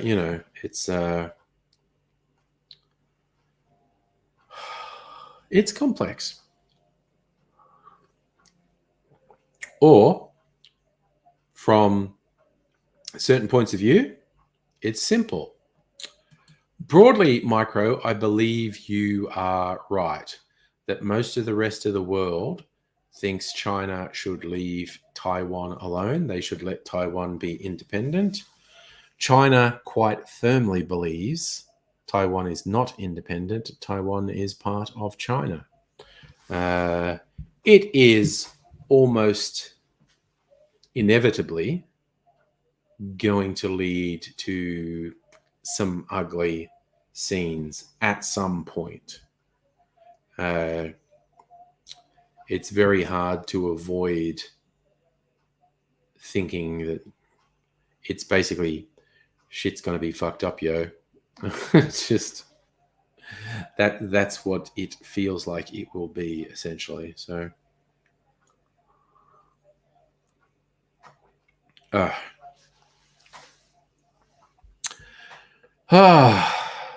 There's a meme I saw today that I thought was fucking hilarious. So it's like someone on Twitter or Tumblr or something saying, "Oh, in the prime of my life, there's 3 events of historical significance, and I have no money.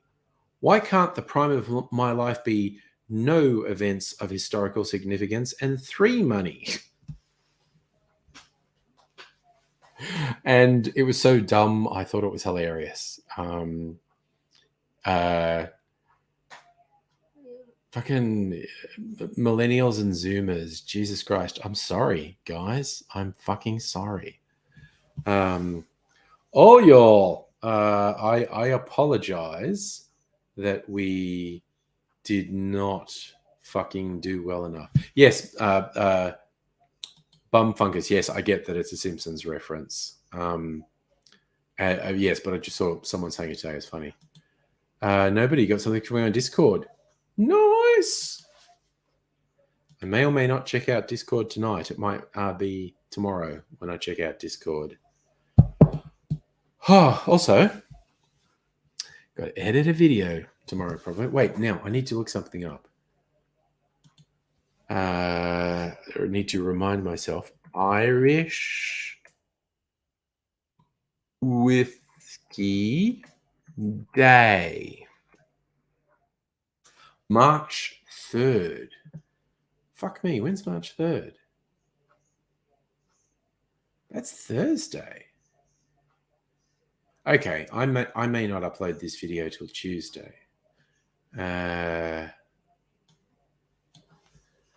And Absinthe Day is March 5th.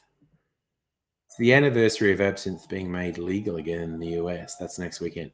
So I'm going to upload 2 videos to my cocktail channel this week. One is about Irish whiskey. One's about absinthe. I should try this weird fucking shot. What they basically said is you get a shot and you float high-octane absinthe on top of it and set it on fire. But you have a glass over it, like a pint glass or something. You have a glass over it while it's burning. And the idea is then you blow the flame out and then you're supposed to stick a straw in the pint glass and suck the alcohol vapor out of it. I kind of think that's bullshit. Hey, I don't think I should try tonight. Okay, I'm still drinking this. It's 9:48.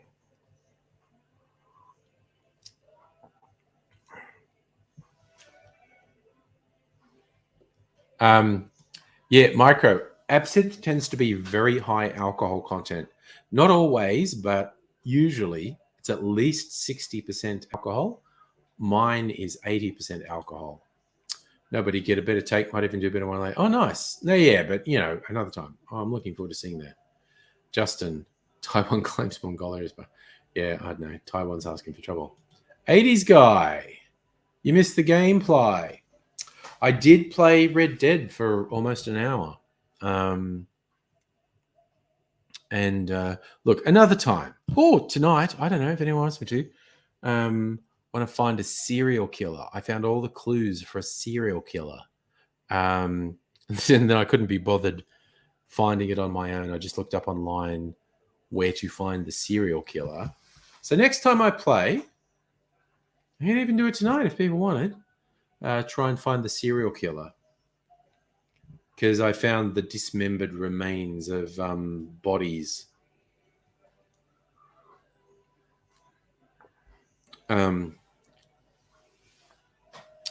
So, I mean, hey, tell me if people want me to find a serial killer before I go to bed. I'll do it.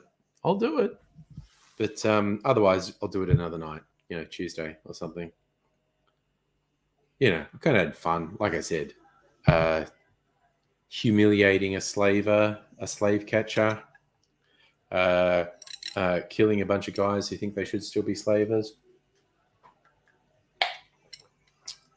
It is probably my favorite bit of Red Dead that in each region, state, there there's a group of people who are just the fuckheads, the bad guys, and you could kill them usually without suffering repercussions.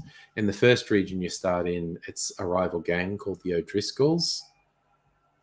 In Lemoyne, it's the Lemoyne Raiders. In the swamps, it's who's in the swamps? The Night Folk.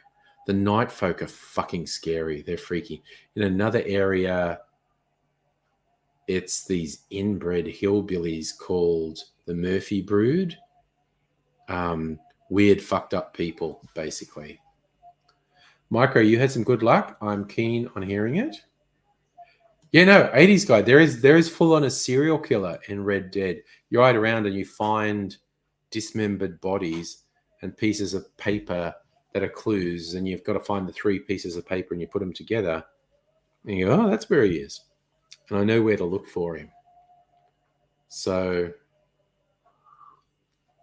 and I've never seen him before because in my first playthrough, I never bothered to try and find him. But I got interested in how do you find the serial killer? So I looked up some stuff and I was like, oh, okay, yeah.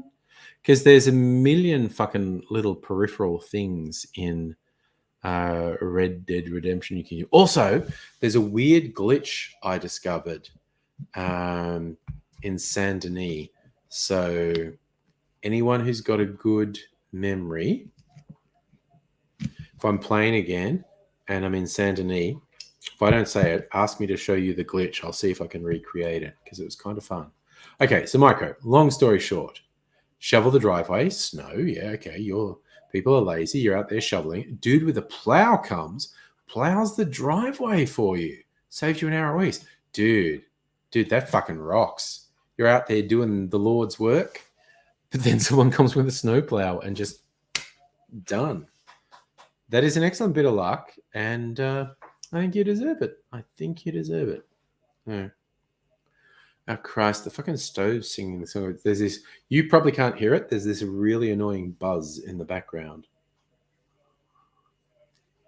In fact, I think I need to shut it off. Driving me crazy. It's a funny kill. She drives me crazy. Ooh, ooh, like no one else. Ooh, ooh. She drives me crazy. I can't help. It's like 10, 9, 8, 7, 6, 5, 4, 3, 2, 1, 0. I just have to advance the clock on the stove 12 hours to get it to stop buzzing. Call Mr. Plow. That's the name. Name again is Mr. Plow. 80s guy, Murphy Brood. Didn't the Murphy oligarchs bury that early American history, incest, corruption? Billy the Kid. Okay, that's what. These ones are Murfee, the Murphy Brood. They're these weird fucking inbred hillbillies. They're not as scary as the Night Folk. The Murphy Brood are pretty fucked up because you often catch them torturing people or whatnot. Sometimes you can save the people, and sometimes not. The Murphy Brood tend to kidnap and torture people. They're fucked up. But the Night Folk are weird, borderline supernatural. Yes, Mike, I agree. We want to like Abigail's Mr. Plow thing. Again, I was watching some videos on YouTube just to see, is there weird shit I've never seen in the game that I could do in the stream? And there's a good tip. Basically, wander around the swamps near Saint Denis at night and fucked up shit happens. The Night Folk come out. There's a ghost. There is a full-on fucking ghost in the swamp that you can find. So, yeah. Suggesting you'll be watching restoration videos. Saw a guy restore a 150-year-old candy press. That actually sounds really cool. I like the sound of that. Yeah, 80s guy. There's wild fucking shit in Red Dead. There's weird people in caves. There's weird people in forests. There is actually more than one ghost thing in different things.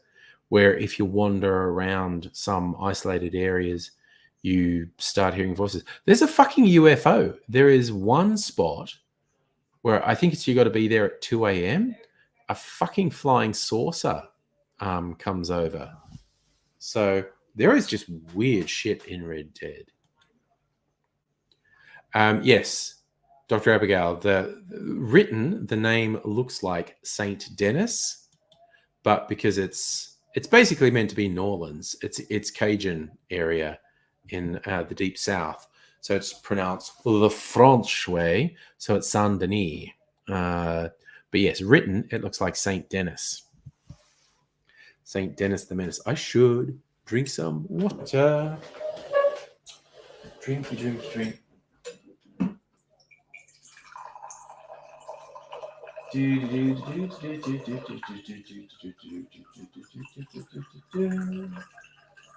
Yeah.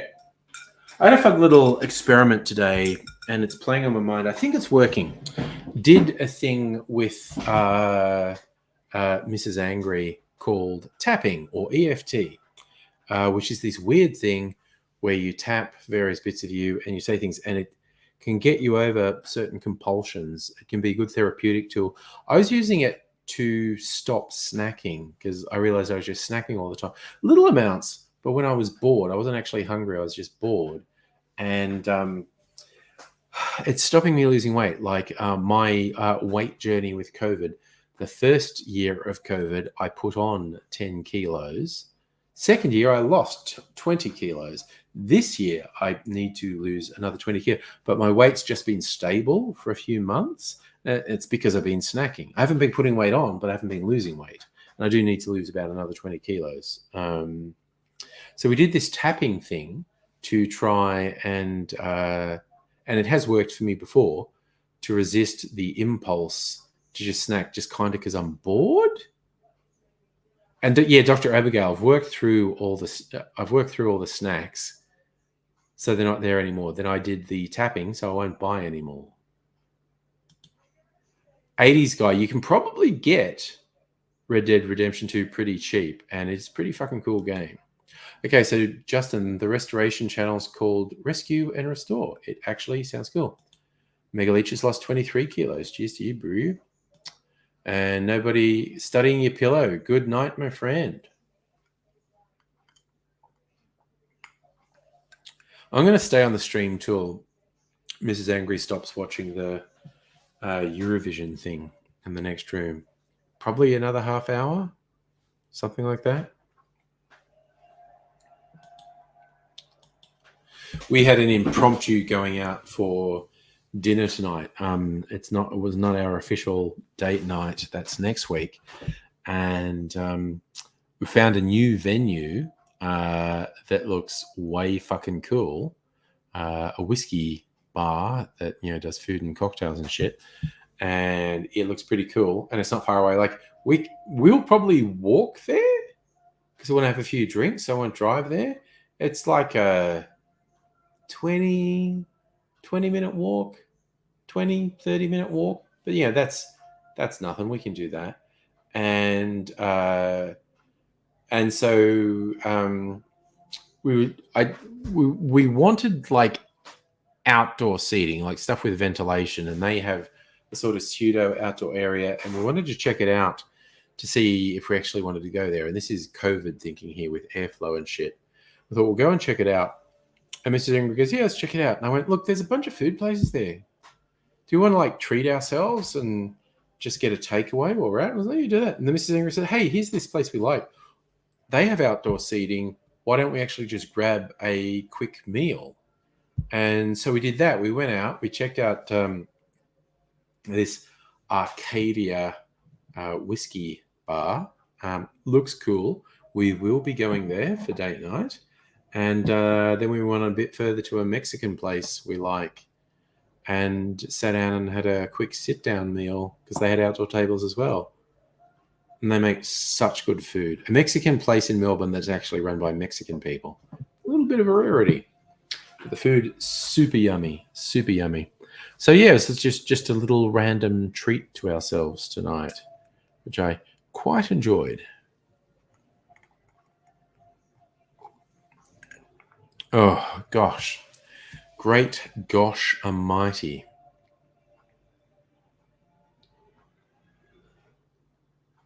So, yeah, that was a night earlier. We got back a bit after 7. And I set up for this stream, and it's all good. So I've actually had a pretty good day. Dr. Abigail and Nettie and myself might be having a little bit of an adventure tomorrow afternoon. It'll be fun. We'll see how that goes. My freezer martini. I need to top it up. Get some. I wonder, because we were talking about going to the Patient Wolf Distillery. I don't think they do a Navy strength gin. If they do, I'll probably get it, but I don't think they do one. So I'll get a Navy strength from somewhere else.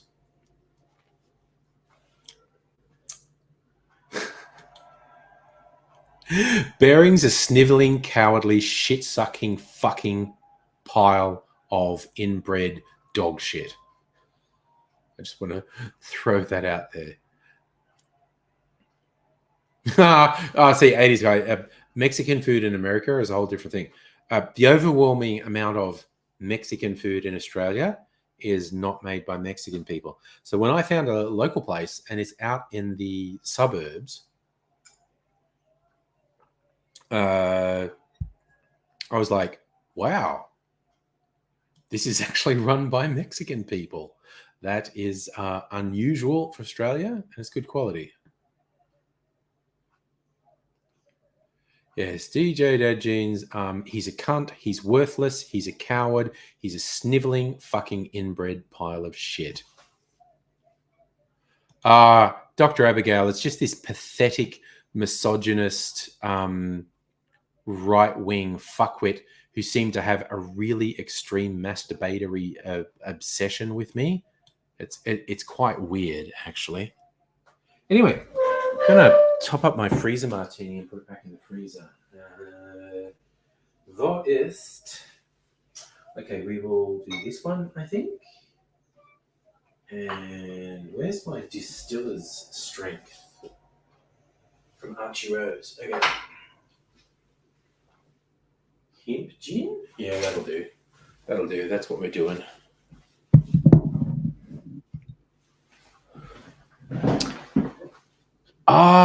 Lee used to go to Misty's Diner. I used to go there with Aidsy, actually.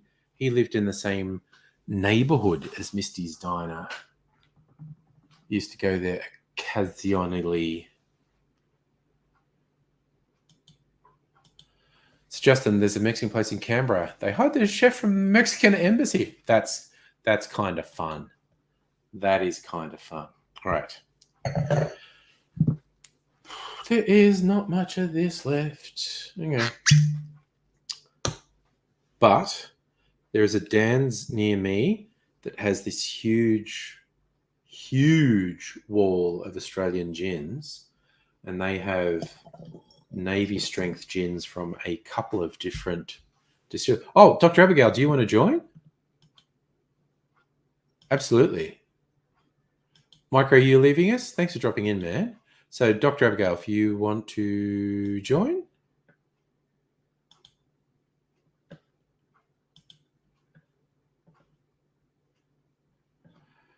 And we are just going to take out the trash, as the saying goes. And we are just going to all right. Take out the trash. Don't know how this works. Okay. Let me see a particular thing. All right. This is just one of those things. Deep sigh is one. I don't know how the internet works. I'm old. Okay, so for Dr. Abigail. And actually, anyone else. Link. There you go. All right, hemp gin. Do. Doing this very carefully. Lee wants to join as well, which is cool. Some vermouth.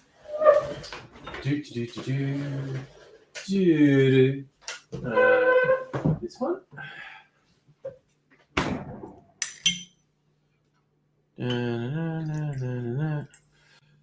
Oh, yep. Here you go, Abigail. Hang on a sec. I'll just put this back, and we'll add you to the stream.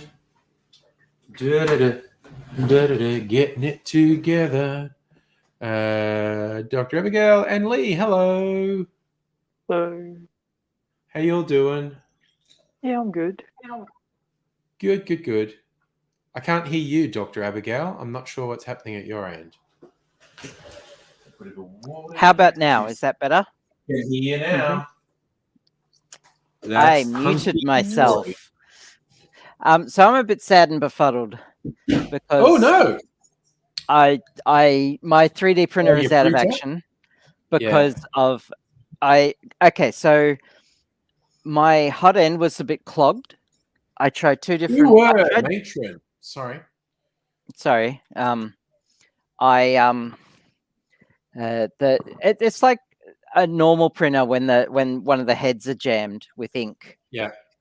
And it gets all cloggy. It's the same thing. Yeah, so I've been trying to clean it and shit. And I thought, okay, I did a really solid clean, and I thought I'm just gonna put a new nozzle on it. And then I was putting the nozzle on it, and the fucking nozzle broke as I was putting it on, and I took the hot end off, and the fucking nozzle is like stuck in there.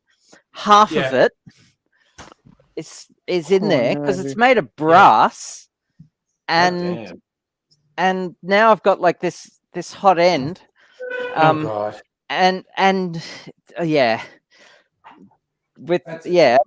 to get I can either get I wanted to get a new one anyway with a direct drive extruder instead of like this glass tube, but that costs like $200 for a good one. New hot end costs 100 and something anyway.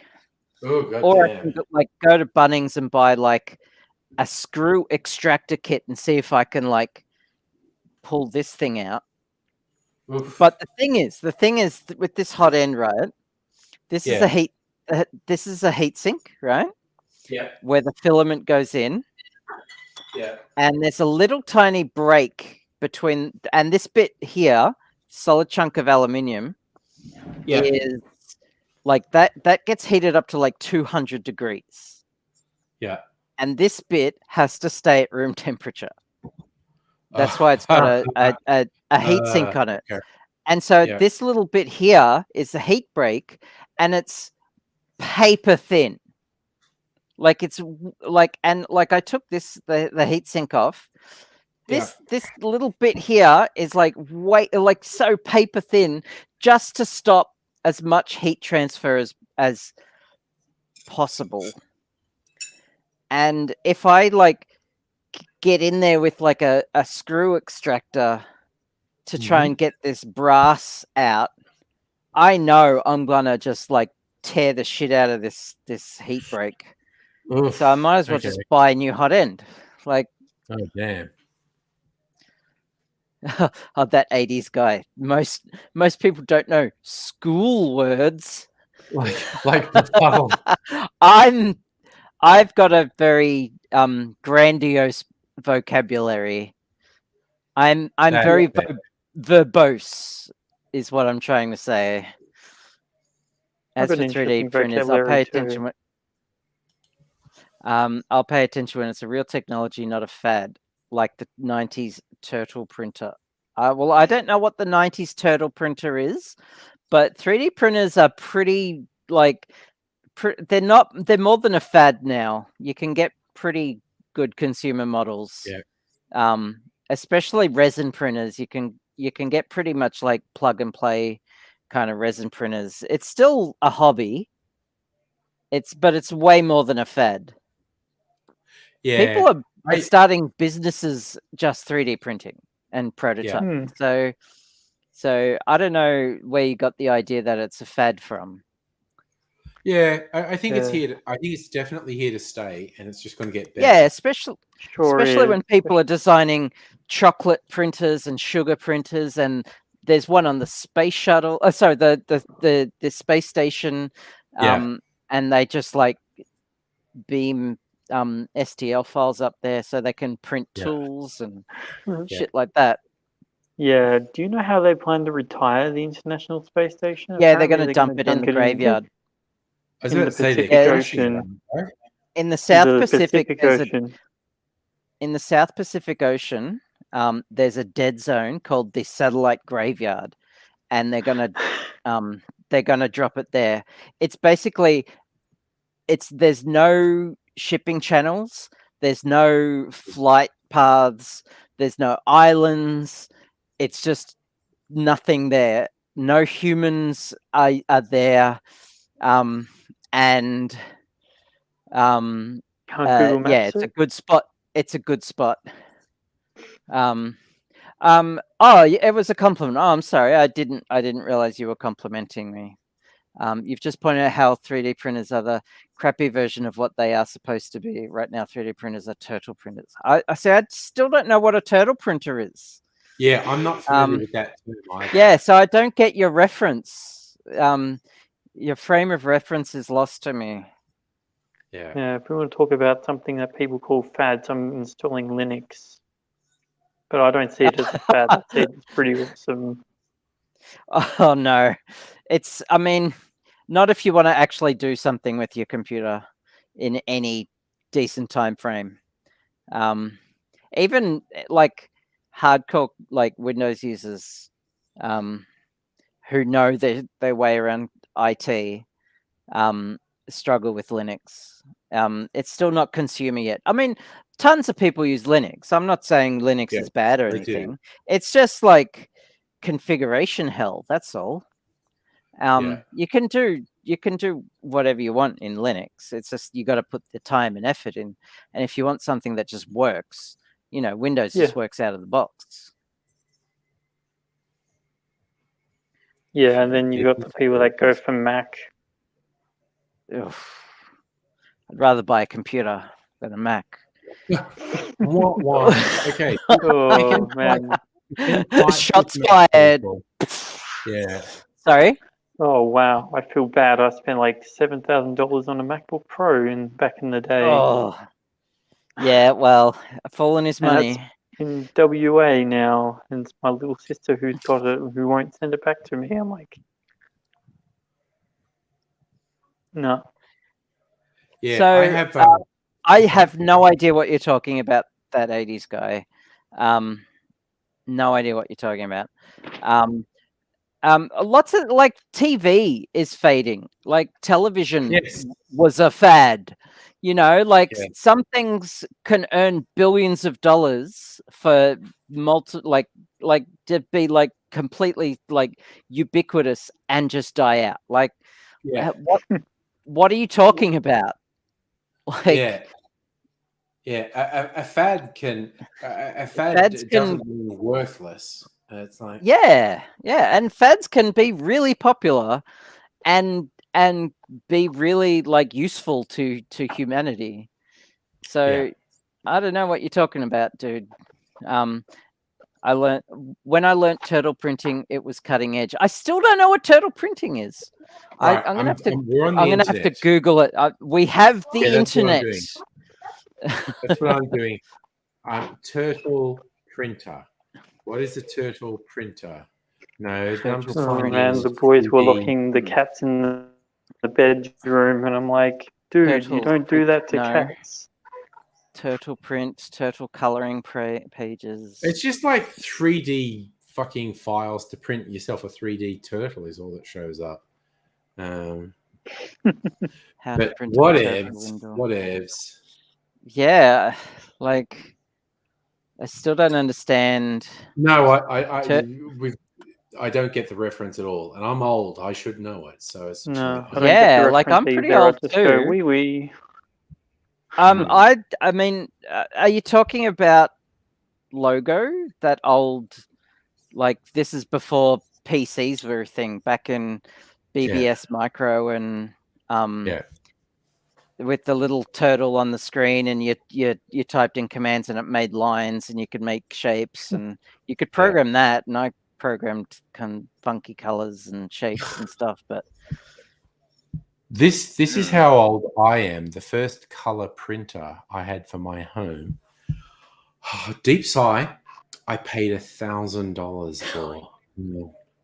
And it was 8-bit dot matrix, or no. It was an inkjet printer. Inkjet. Okay. It was the first home color printer that was less than $1,000, and it is less good than one you can buy for $50 at Officeworks today. I remember buying a printer for my Commodore 64. That was cool. Wow. It was an 8-bit dot matrix printer that I used back in high school, before we had a PC, and I think my parents bought a 486 like at the time. My first computer was my first actual computer was a VIC-20, but I had a developer's kit for the Atari 2600 that I could write BASIC in. When I was at college, the network computers in the library at college connected to a dot matrix printer. There was a program that would print out banners on the dot matrix thing. You'd put the words and it would print them as I remember those. Cool. And I remember a guy he was far more nerdy than me, but he wasn't aware of these programs. So he thought I had manually coded the printer to do this big banner. And I was like, no, dude, there's a fucking application on the mainframe. You just type the words in and it will print it out as a huge banner. So we had something, because we had a printer with the big, remember the big spools of paper with you take the edges off, and we had those in high school, and I was the only one in like year 7 who could write software. And when we got the computer, we had a room full of Apple IIes, and no, there was another kid my age who could program as well. I remember him. He's a musician now. But of course, I programmed the printer to just print out a giant penis, and was allowed in the computer lab again. But then they upgraded to 286s, so they let me. That reminds me of with the clicky keyboards, which I love mechanical keyboards, but a room full of them, no, it's just very noisy. Yeah, it's very noisy. Yes. Anyway, I'm gonna let Lee talk because we've been cutting him off constantly. Yeah. When I was in year 11, I left a computer logged into my school account at school, and then someone printed out continuously, Lee Kennedy loves the penis. And then this guy went up to me going, oh, I did all that. I'm thinking, dude, you're a homophobic asshole. We really need to get a life. Because even if I did, which I don't, but even if I did, you're a homophobe and I'm not. Yeah. Yeah. And then he's just like, what are you going to do? Beat me up? I'm like, no. No. I'm just pointing out you're a loser. The various people who use weird things that they think are slurs, sometimes it's homophobic stuff, and sometimes it's like they're using terms like autistic. They think it's a slur. And I'm like, dude, it's not I'm proud to be autistic. Exactly. You either are or you are not. Saying it's not a slur. I don't take it as a slur. It's either it's who you are or you're not. And you being a sad loser who uses it as a slur doesn't count. It's one of Lee's offspring, I think. That reminded me, Mrs. Angry and I were grabbing a bite to eat tonight. We were sitting at this outside table. We were against the windows of this place, and there was a family inside Oh. on the other side of the window, and they had a little toddler. She was, I don't know, about 3 or 4, and she was big at waving at people. So she's seeing us through the window and going, and she got You're like, super excited "Hello." when we waved back. And her grandma actually said when they were leaving, "Thank you for waving back. She really likes that." And it's like, oh no, it's fun. It's this cute little girl just being, and she went, and she just did this big when we waved. All right, I've got to at go. her. Good night. All right, see you, man. See ya. The other one was in the table just near us was this, just worst people ever. This guy in particular was having really loud monologues about his exploits in property speculation.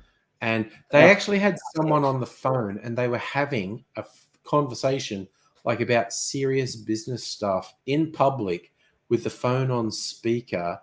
And I was just like, it was stonks shit. It was absolutely stonks shit.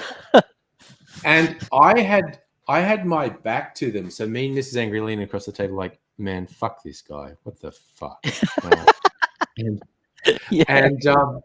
And she could see him. I had my back to him and I hadn't paid attention to him. And she's going like, no, I'm looking at him. Fuck that guy.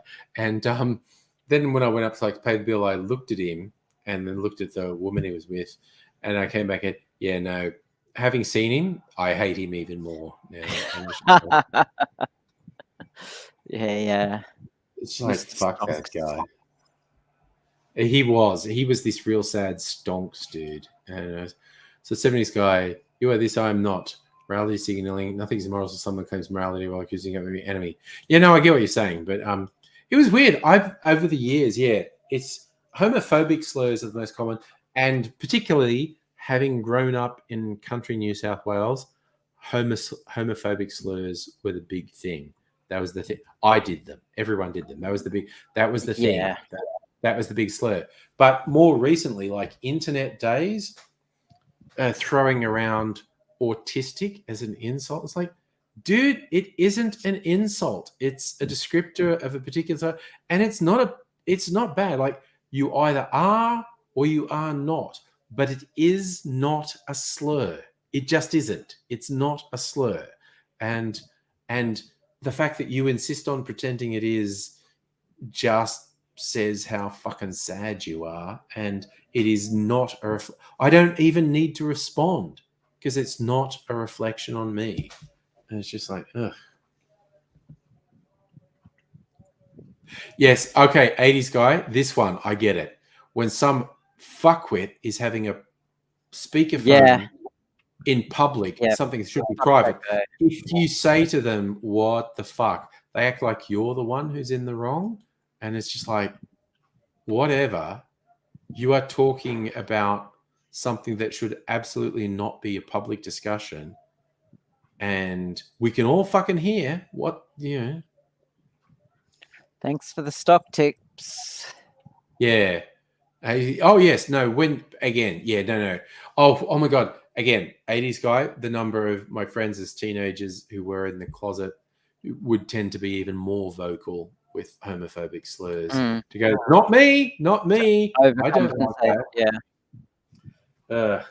But yeah, again, that's why I try to be accommodating to teenagers who do dumb shit, because teenagers are idiots, basically. And I'm thinking back to when I was a teenager and it's like, my God, what a fucking idiot, honestly.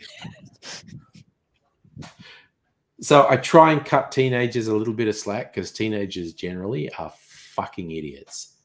And it's not quite Dunning-Kruger, but there is the whole thing when you are a teenager, and this was me, it's like, I know everything and anyone who disagrees with me is dumb.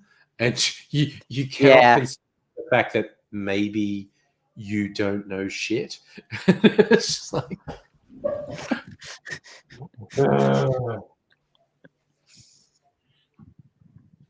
All right. Against medical advice and better judgment, I'm making myself another drink. I'm going to use my ginger beer cask Starward. which is super nice. Single malt whiskey that was finished in casks that brewed ginger beer. And so it's just got this, it's a really nice whiskey with just this really light ginger beer note on it. Cool. Oh, it's really good. I reckon I've probably given it to you to take. Abigail comes over here. They go, taste these. And I line up like 4 shot glasses and we get shit-faced doing taste comparisons. And yes, nobody. That's the classic warning is someone who thinks they're not wrong about anything. And they tend to be wrong about everything. And Justin, Canberra. Oh, Jesus! I fucking bet there are public servants talking about literally classified. Oh yeah, absolutely. That is absolutely. Apparently, in bars there are a ton of low-level public servants who name drop like crazy in bars. Yeah, That sounds right. And that sounds right. Yeah. Ugh. Right. And it's like this so cringy. Yeah. Oh, yeah. Canberra public servants trying to pick up in bars is very, very embarrassing to overhear. Oh, I work for X. I know about Y.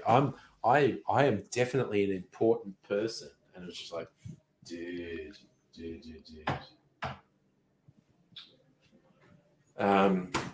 Yeah. I'm trying to think, do I know any good secrets? No, not really. Worked in IT for a number of pretty big organizations over the years, but let's see. Oh, gosh. Cocktails. Sorry, I am looking at a... I'm thinking of eating something. Excellent option. Black Manhattan. You're not going to be on stream for much longer, are you? I don't know. I'm hanging out. Mrs. Angry still watching this Australia Decides. What do you call it? Eurovision. She's mad. How Australia just fits in nicely to the map of Europe. Yeah, but they've had countries that aren't Europe in it. Like Israel's been in it for ages. Israel's not Europe; it's the Middle East. Fair enough. Russia's not really Europe. Russia's the fucking Asia. Russia's most of like the major cities are in Europe, though, isn't it? Like, most of like Asian Russia is like tundra and wasteland. Yeah, I don't know, but Russia's a metaphysical concept. It's pits and oxes. Pits. I'm sorry, I'm just thinking of like the Chekhov plays I studied at uni with depressed people talking about. Yeah, okay. Siberian depressed. Yeah. It's depression in Siberia.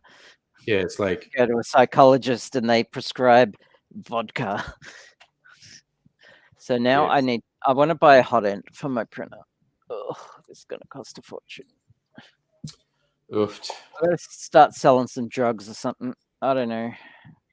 Yeah, honestly, historically, that's been a flawless plan for people. Yeah, that's never failed and has only ended in success for everyone involved. I feel like there's been a couple of films, particularly about cocaine in the US in the 70s and 80s when it came in, and it was insane. There's one, I think, it's one where Johnny Depp's the guy who basically brought cocaine to America. I've seen that. Yeah, blow, and there's a thing with the voiceover. And it's like basically, if you did cocaine in the 70s, 80s, it's a 90% chance I personally brought it into the United States. Yeah. And they were making so much money from cocaine. There's this bit where they've got all this cash and they don't know what to do. And there is a house that is physically stuffed with cash. Every room is just piles of cash, and they don't know what to. They don't know what to Because do. they can't spend it. They have No, to no, invest because you get arrested in a second. Yeah. And they're stockpiling tens of millions of dollars in cash, and they don't know. And they eventually cut this deal with where was Pinochet? This is South America. Anyway, they cut a deal with a South American bank where the country's run by a military junta, and it's like, yeah, okay, you can put all your money here. It's like, yay, we're putting all the money in a bank, and they're taking a cut. And even if they take 20%, it doesn't matter. And then one day, Pinochet literally just goes, "I'm keeping all the money," and they're like, "What?" And he's like, "Well, what the fuck are Pee-wee you Herman gonna was do?" in that movie. Who was? Ghostface Pee-wee Herman was in that movie. Yeah, maybe. He was. It's ages since I watched it. I don't remember. Okay, you've already got a buyer. Bumfungus says if you're hey, in Minecraft, okay? Any law enforcement? Minecraft, yes. Any law enforcement agencies who are watching? Well, it's either obtain and sell drugs or prostitute myself out. Again, because takers. Yeah. Because I want to 3D print stuff. Yeah. And I got a big ass giant clump of brass in my hot end. Don't you hate that? And again, that sounds super porny. That's yeah. OnlyFans is booming. I thought OnlyFans was like like put a ban on porn or something. No, there was this brief moment where they stupidly said that's what they're going to do because they thought they're going to go mainstream, and everyone said, "Come the fuck on, dude." What else have they got? Who the fuck in your head office is smoking crack and coming up with this idea? Okay. Do you know Linus Tech Tips? You know Linus Sebastian? He did one video for OnlyFans, and for one brief moment became the biggest OnlyFans creator for that one video. Nice. He made so much money from this one video. It didn't get naked or anything. No. It was a parody kind of thing. Yeah. I mean, he was in boxer shorts apparently, but nice. It was for the lulz. In boxer shorts. Hello, Greg, Mr. the Robot, who is Mr. the Robot. Yeah. Like a lot of people rag, and I know very little about this person. Oh my god, her screen name just went out of my head. But she did a lot of cam girl stuff, and there's this whole thing of these angry nerds who were both jacking off to her and saying they had a Belle Delphine. Okay. Yeah. I know what I know. Yeah. Yeah. I know. I think she's a fucking genius. I know almost nothing about her, so she's possibly a terrible person. Yes, Bumfungus. Bathwater girl.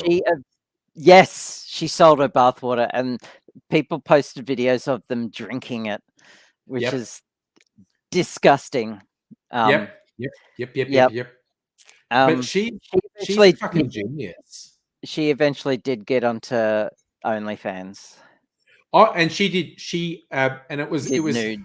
Someone's told me the terms there's lewds and nudes. She actually did full-on pornographic videos, fucking some dude. But eventually, yes. Eventually, the build-up. The genius was in the build-up. Yes. Yeah. The genius was in disappearing and then reappearing and then Yeah. disappearing and then reappearing. But the other Yeah. bit of genius is because she wears such heavy makeup and whatnot. Does thing, nobody would recognize her in real life. Like she's doing this stuff and Yeah. she is making fucking bank by fucking on camera, and Yep. no one is going to recognize her. And again, weird, obsessive online people will go, no, her real name is Blur and she looks like this.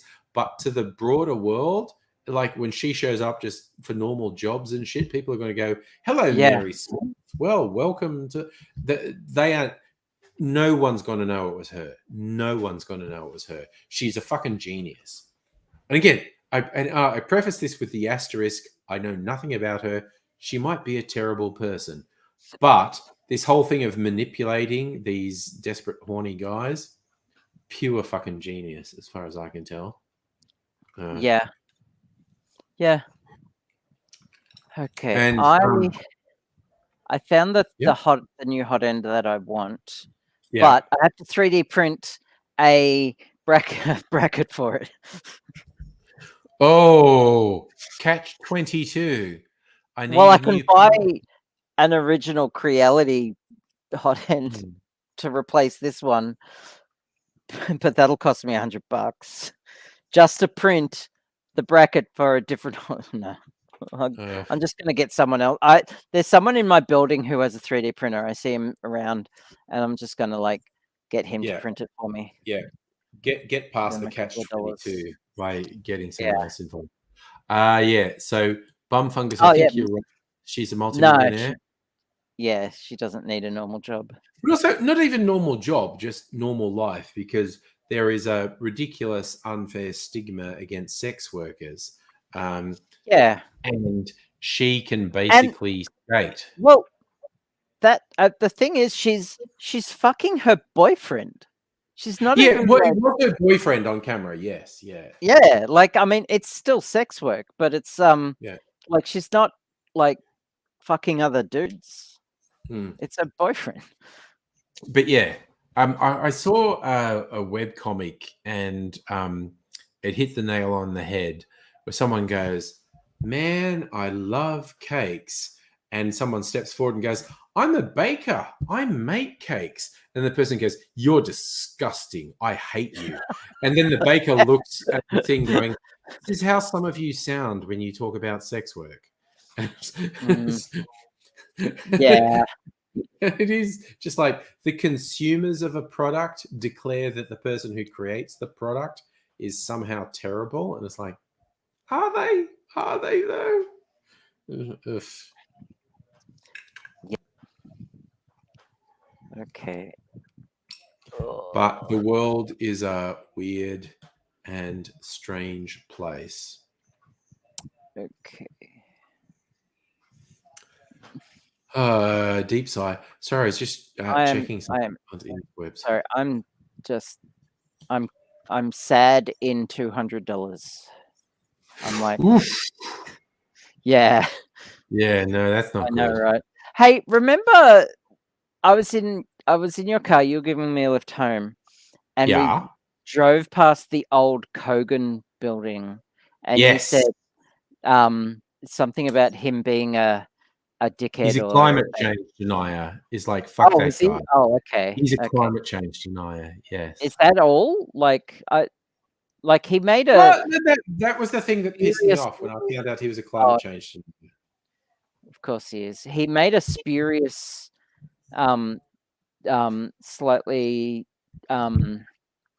transphobic joke on Transgender Day of Visibility 3 years ago. Of course he did.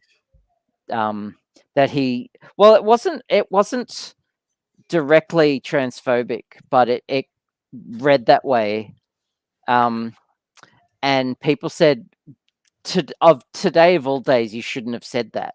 Please delete the tweet, and it's still there. Like it's yeah. Okay. So, I like this hypothetical from Bum Fungus. $1,000 to blow on something fun. It can't be on anything serious. Dude, could anyone be surprised? Booze. I would absolutely. Oh, I would $1,000 buy some expensive spend on booze with it. something fun.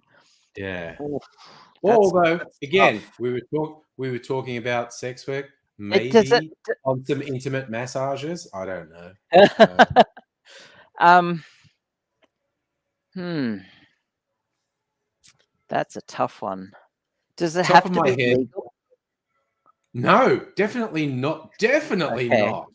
Because drugs and sex workers and Oh man, booze. $1,000 cocaine and orgy night. Yeah. Fuck yeah. Yes. Yes. Fuck yes. Fucking just tits and cunts everywhere. Yep. Just And yep. cocaine. And Cocaine cocaine. on them. And it's just like, Yeah.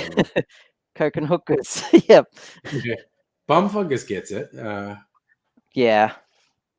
Yeah, like if If I'm it had gonna to be, burn $1,000, I'm gonna burn $1,000. yeah. I'm gonna a night to remember. Yeah. Experiences. Yeah. It's like Yes. sorry, it's just like yeah.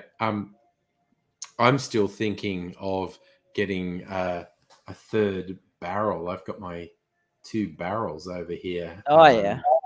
And they've got shit going on. My second one, I checked the dates. It's fun because I recorded video when I did stuff.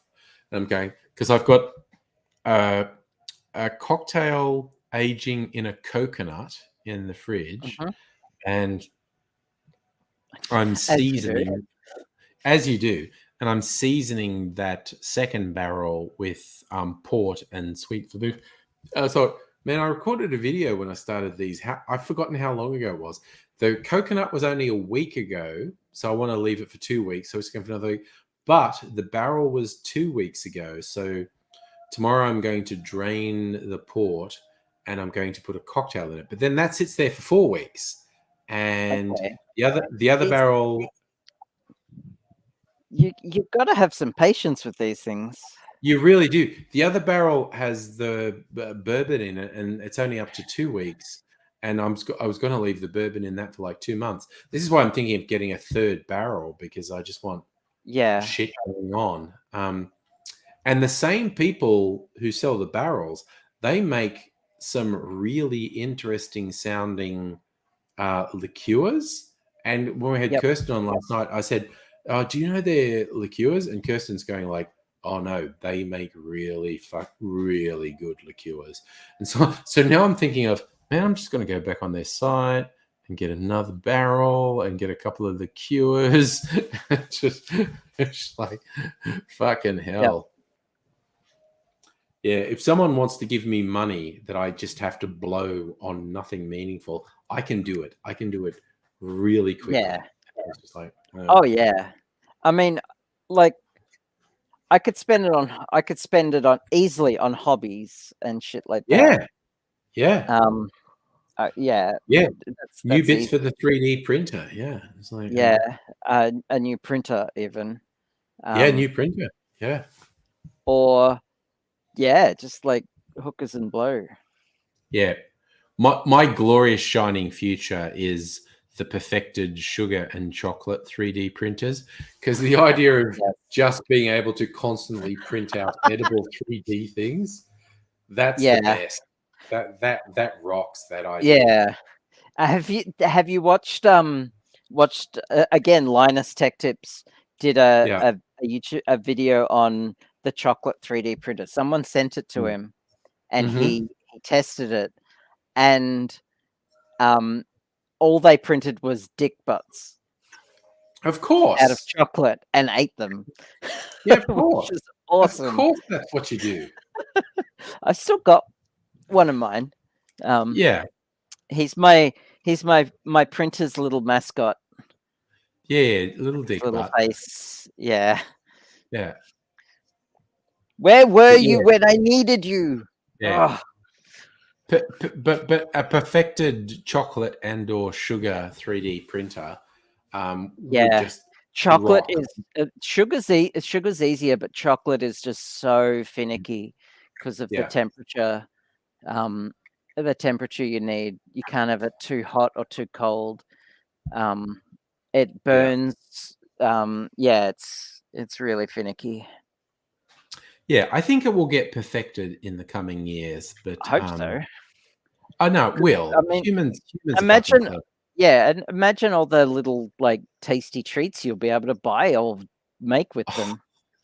No, but just for nerd parties, just making little chocolate printed things of like whatever you want. Whatever you want, yeah. A D&D, massive D&D battle, and when you kill a monster, you get to eat it. You eat it. You get to eat it. Yes. Oh my god. Yeah. Again, nerds and 3D printers, no limits. Yes. Okay. But that's the future. They're a bit finicky. We are living in the future. And we are living in a future.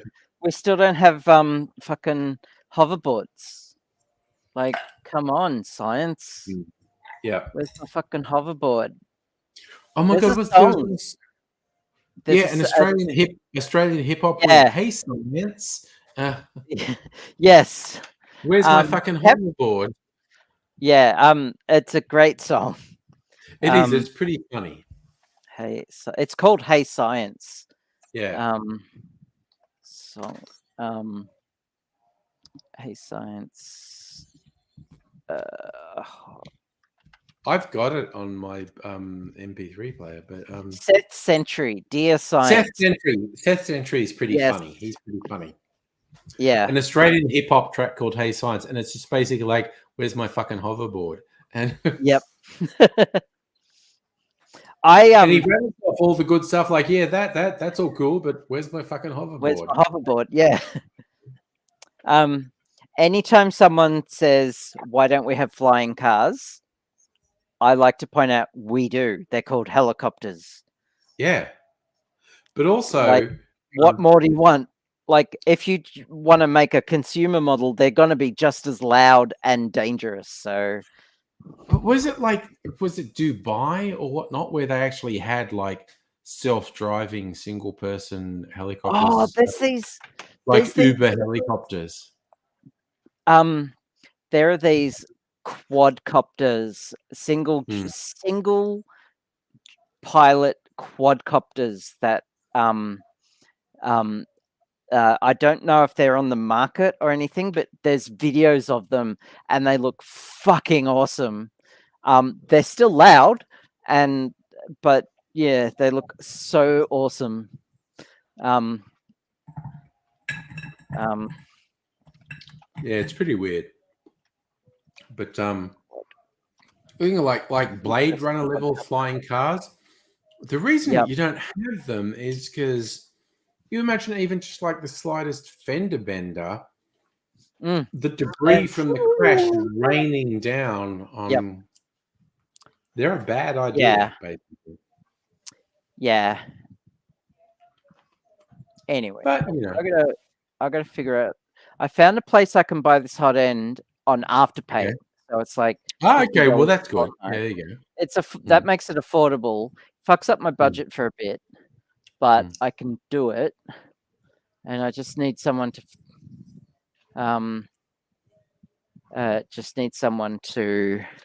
print out the bracket for it. Well, I'm sure you can find someone. But again, there's libraries have 3D printers these days. So yeah, actually, yeah, they do. Particularly some do. The Docklands library in the CBD fucking rocks. They've got this whole maker center. They've got a whole bunch of computers. They've got 3D printers. They have sewing machines. They have textile. The Docklands library fucking rocks. I might hit that up. No, hit it up. The Docklands library is freaking awesome. Hey, kitten, come here. Are you calling that Maine Coon mutant a kitten again? Yes. Hey, buddy, because Will's not here, so he's a bit lonely, and so he's bugging me a lot. And he knows I'm going to pick him up, so he's like really hesitant. Yeah, buddy, kitten. Come Yes, here. bum Oh, fungus, good call. A lot of office works have 3D printers as well. Not all of them, Oh, yeah. but a lot of them do. No, But he's going away. He knows I want to pick him up. the Docklands Library in the CBD in Melbourne is friggin' amazing. Okay. I had a few I might check it out. I had a few YouTube meetups because they have some spaces you can book where Yeah. you can get groups together. But they have this whole maker space, and it's 3D printers and computers, and there's a like sewing and textile center. It's pretty Okay. goddamn awesome. Can I share my screen for a bit? Yeah. I just have to like. Actually, no, I can't share that because it's all my phone's photos. That would be dangerous. Yeah. Oh, sorry. I feel like we've crossed a boundary there, but Oh, just nothing I really want to share with the yeah. the entire stream. Oh, hey kitten, get off my computer, please. I'm amazed Mimsy hasn't come in here complaining tonight. Actually, she's so demanding lately. Okay. And I've started to tell you, I've been feeding a magpie in the backyard, and sometimes at the start of streams when it's still light outside, she's sitting here. You can see her, but I've started to equate her with Mimsy because she just sits there and stares at me like, "Feed me, motherfucker." Okay, so this is the kitten is too big to sit on a human chair. Oh my god! Or lie down. He'll sit on it and he can curl up on it, but he stretches out. He stretches out. Like yeah. His back leg is flopped at the back. Yeah. Can you see my mouse yet? His back leg is flopped at the back. His front leg's flopped at the side. His head is hanging over. He's literally too big for human chairs to sit on, to lie down and sleep on. He's fucking huge. Yeah. It's pretty funny. Oh, that's a better one. Oh my god. Oh that's yeah. Oh, there we go. That's Maine Coon genetics right there. Yeah. He's adorable. He's so fluffy. He's got the softest fur. And he's just adorable and cheeky and great, but he's just huge and chonk. Yes, and I've been at Abigail's place, so I've experienced this cat in person. That's all true. He's not, because a lot of cats you see that look big are just like all fur. He is not all fur.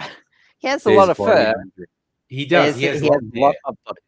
Yeah, he has a lot of body underneath as well. Yeah. That's in another year or two. It's going to be like those pictures I've seen of an adult person holding up a Maine Coon, and it's as big as their torso. It's as big as an adult human torso, and it's just like Jesus. And his brother, the cat's brother, is half his size. Yeah, and that's the thing. He's not a purebred. He's not a purebred. But he got all the Maine Coon genetics. Yeah, it's kind of like lucked into it. He just lucked into this free kitten, and it turns out to be a Maine Coon. And if you want to buy a Maine Coon, it's like $4,000. Oh yeah, it's outrageous. Yeah, but it's kind of like Shadow, one of the cats we have. When people see pictures of her, they go, oh, is she a Russian blue? And Russian blues are really expensive. And I go, no, she's a fucking moggy. She's from a litter where every cat in the litter looks completely different because multiple generations of genetics had just produced 6 kittens that looked completely different. And we picked the little grey one. And we literally picked Shadow because she was getting picked on by the other kittens because she was the runt. She looks just like a purebred Russian blue. But she was like free kitty from Lord Smith Animal Hospital. Oh, yeah. Yep. I've got another photo to share. Blue. No, she's a moggy. She just appears to have all the Russian blue genetics. Yeah. Got another photo to share. Yes. Oh, sorry. Okay, add it to the stream. Oh, that's cute. In a box. That's Yeah, so cute. he jumped up on the bookshelf and then just went into this box, and that's in my bedroom, and that box ended up on the floor, of course. Of course. Of course, yeah. Get off my printer. Ugh. Oh no. Hi, Toby. By the way, there you go. When Kitten wants my attention, he'll jump up onto my computer and then onto my 3D printer, which is next to my computer. Of course. Because like the two places I don't want him. Like, yeah. That's what they do. He has a shelf on that bookshelf. That is just his. I'll try and find a picture of him on the shelf. He takes up most of the shelf, by the way. I'll see if I can find him. Excellent. Excellent. Where is he? Here he is. Oh God. Hang on. So okay, I found here. This is one. I'm glad people are enjoying the No, the printer's offline at the moment, Greg. This is my bathroom sink. Yeah. That's cute. This is my like bathroom sink. He can't fit in it anymore. So much bigger than a bathroom sink. Jesus. Yeah. This is him on a stop sign. Like he's as big as a stop sign. My brother likes to collect road shit. It's ridiculous. This is him on the shelf. Now, it doesn't look like he's that big on this shelf, but he's curled up into the corner because of course he is. And he's like rubbing his face on the corner of that mirror. Yeah, it's a mirror. It's a full length mirror. So yeah, that's his shelf. He has knocked all that shit down. And that's just a shelf now. He's sometimes if Will's at school, my cat will be sleeping like under my arm, and he will be sleeping on that shelf. And it's so adorable, and they're all just hanging out with me. Okay. It's a little cat cozy. Yeah. Yeah, and like I say, I've been to Abigail's place. That cat's fucking huge. Does have beautiful, long, luxurious hair, but there's also an enormous amount of cat under the hair. Yes. Indeed. It's just like, He is quite chunk. I'll see if I can pick him up. You've all seen him. Yeah. So I don't know, Greg. I don't know if you saw before or not, but this is the hot end for my printer. This is the where it gets hot, and this is where the filament goes in. And I was putting a new nozzle on, and as I was screwing it in, the nozzle broke in half, and so I've got a big chunk of brass just stuck in there that I can't get out. So that sucks. It does suck. It sucks and blows. And I can't find my glasses. Yeah, I can't find my glasses. Against all the laws of physics, it both sucks and blows. Sucks and blows. It's the suck cut. It sucks while it cuts. That's a Wayne's World reference. Yes. Oh my God, let's do all the pop culture references. Yes. The thing is, like, I was having problems with the nozzle getting clogged, and I tried cleaning it out, and I've got some special filament just for cleaning, and it turns into this gooey stuff that you can just rip out and takes a lot of gunk out with it. And I tried just dismantling it and just cleaning it out, and I thought I got all the gunk out. And as I was like I thought I'm just going to put a new nozzle on. Why not? They wear out. So as I'm putting the new nozzle in, I'm like, oh, this is a bit stiff. There must be still some gunk in. And then snap. And I'm like, oh, oof. And it had like a tiny, like it had like one like half turn left to get fully in there. And it's just, it must have just like there must have been gunk in the thread of the heating block. Yeah. So yeah. So I'm just gonna have to buy a new one. Fair enough. And I wanted a new one anyway. Yeah, that's fair.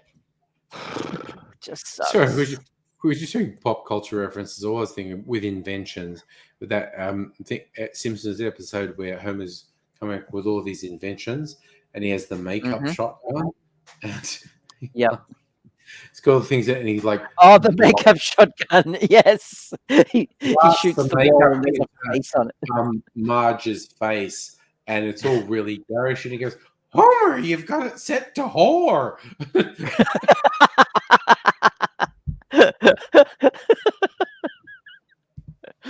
Oh, it's just the idea of Marge saying that. Yeah, and then when he shoots the wall at some point, there's just a face on the wall, and Marge goes, Homer, women don't want to be shot in the face, and Homer goes, oh, women will like what I tell them to like, which is the epitome of the white male entrepreneur, basically. Yeah, women will like what that just reminds me of the Bic pens for women campaign. Remember that? Because our dainty little girly hands can't handle the big man pens. We can only write with the delicate lady pens. Yeah, it's just. I really hope someone was fired for that. Yeah. I got like my Facebook memories the other day. A couple of years ago, this thing came out. This guy, and I don't know what he was. He did something for a job. He basically had this idea. Women are worried about their periods, and do they use tampons and pads? I've solved the problem for them. Here's this glue that glues their vagina shut while they're having a period. And it's just like, dude. And he's women will like what I tell them to like. And it's just I've heard so many horror stories from managers who like think they know how periods work and just do not. Okay, no. I caught the kitten. You caught, oh my god! Again, Abigail insists on calling that behemoth a kitten. I got your tummy. Look at the size of his paws. And that's the giveaway. The size of the paws is the giveaway. Oh, buddy, he's as long as my torso. Oof, yes. Yeah, he doesn't like being on camera for some reason. For some reason. Yeah, and I gotta buy new nozzles because if I'm buying different hot ends have different nozzles because they're all proprietary. Yeah. Well, some aren't, but that sucks. But that was my last 0.4 mil nozzle anyway, so I've got to buy some anyway. Okay. That's fair. Yes. When we got him, as a little baby, he had giant paws, and he could fit like here. He was like this big. He could sit in a hat, and he had giant paws then, and we just knew, he's gonna get big. He's gonna get big paws. We had no idea. I think at about 4 months, I realized, hang on, he's got some Maine Coon in him. Yeah. Little did you know. I would love to talk to someone who understands cat genetics and whatnot and how that works, because you get mongrel cats, random cat breeds with random cat 6 kittens come out. Every one of them looks different. Yeah. They've picked up different bits, and it's like, how the fuck does that work? Oh. What is it with cat genetics that does that? I've just figured out what he wants and why he keeps jumping up on the computer. Oh, With yeah? Will gone, Will went to my ex's place. Yeah. Kitten gets fed twice a day, and he hasn't been fed in the afternoon. So he's hungry and wants food. So I'm going to go do that, and I'll be Yeah. right back. Yeah. This is a thing that I put up with in this house with Mimsy, friend of the stream. Everyone loves it. I don't know where Mimsy is at the moment. At a guess, because Mrs. Angry is on the lounge in the next room, still watching Eurovision shit. I'm betting Mimsy is sitting next to her on the lounge, because Mimsy does a whole bunch of weird, obsessive shit.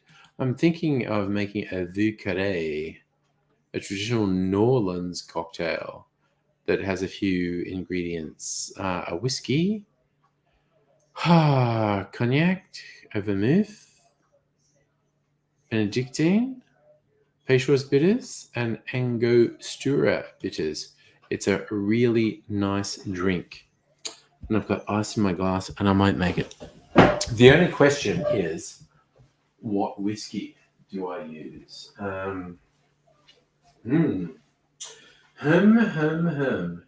What whiskey? I have a lot of whiskeys. What is this one? That's Tiny Bear. What is this one? That's Patient Wolf Gin. What? I like Tiny Bear. I'm going to put some Tiny Bear. Cognac or brandy. Brandy. Okay. I have a brandy. Going to make a brandy. A big empty ice cube tray. Get that out of the way. Cognac, brandy, vermouth. I think I will use the Maiden Eye. That's almost empty, which is good, because now I can get a new one. Benedictine. Where is that Benedictine? It is somewhere down here. Oh, so many bottles. Can I find the Benedictine in all of these bottles? I think that's it. I think that's the Benedictine. Alright, fucking chill out. Do not fucking knock these bottles. Oof. That's the Benedictine. Thought I was going to knock a bottle off my drink cart, which would have been unfortunate. Oh, okay, let's go. Oh no, let's go crazy. And then we just want bitters. So Peychaud's and Angostura. I'm going to put these ones back and get a Peychaud's. Is that a Peychaud's? That's a Peychaud's. Okay. I have returned. Nice. And I've run over Freaked my... me out a bit, your voice coming in saying that, but that's okay. Okay. What? Okay. I am making a drink because Mrs. Angry's still watching TV at fucking 11 o'clock at night, which is unusual. Okay. We take a whiskey drink. No, I'm not doing a lager drink. Lager's terrible. I'm not drinking lager. Also, not drinking a vodka drink because vodka is fucking shit. So we're doing a whiskey drink. We're doing a brandy drink. I swear I want to I want to rename the screwdriver to the Angry Aussie. Just in your honor. Yeah. Just in your honor. Just vodka and orange is now the Angry Aussie. Yep. Because the two worst cocktail ingredients ever. I don't hate vodka. It's just a useless cocktail ingredient. Yeah. But I don't like orange juice as a cocktail ingredient because it just overpowers everything. Yeah. So yes, you're absolutely right. I have a visceral negative reaction to a screwdriver. Used to be all I drank Yeah. back in my 20s when I had no taste. And we all went through those phases, but it's like I try not to be too much of a dick to people. I prefer to suggest to someone, hey, instead of that, why not try this? Because your idea of that being good is incorrect, because in truth, it sucks. Your ideas are wrong and you should feel bad. Yes. What the hell thing? Like, your opinion is bad and you should feel bad. That was Futurama, wasn't it? Wasn't that? Yeah, that was. Zoidberg? No, it was the Jamaican guy, the accountant. Yes. Something is bad and you should feel bad. Oh no, maybe it was I think it was Zoidberg. Zoidberg. But Yeah. I'm also not sure. I could be. Yeah, it was one of the two. Yeah, no, he shouts it. He's in the audience for a show. I think it's Fry doing the that weird instrument that does holograms. Holophone. Yeah. The holophone. And he says like your thing is bad and you should feel bad. It could be something else as well. It could both be just wrong. Also, apparently, they are revivifying Futurama again, which is pretty impressive because they've done it 3 times now. Not complaining, but no. Again, so Futurama, the original series, was cancelled far too early, and then they did those kind of movie-length ones, which weren't terrible but weren't fantastic. But then they didn't reboot it. They brought it back again, and the series was great. The subsequent series was actually quite good. And it's always the end of each of the things. They do a super romantic thing with Fry and Leela, and it was slightly different each time, or very different each time. And honestly, they were all good. The whole thing with Fry and Leela realizing the true love thing and they were all good. I like all of them. And but broadly, Futurama is a good show. And yes, it was always my favorite. It was between that and The Simpsons. It was always my favorite. Yeah. But yeah, both Matt Groening shows. There's a weird one. There's the Netflix show Disenchanted. That's the one. Yeah, Disenchanted. Yeah, which not fantastic, not terrible. Not bad. The animation is beautiful. Like, it looks beautiful, and there's some good jokes. I like the characters, but I'm not super invested in it. It's like there's something that's not quite working in there. But it's not bad. It's just not great. And it's all the same. Like, you can hear all the same voice actors in it, and it kind of takes you out of it a bit. At least it does for me. Yeah, no, I agree with what you're saying there, actually.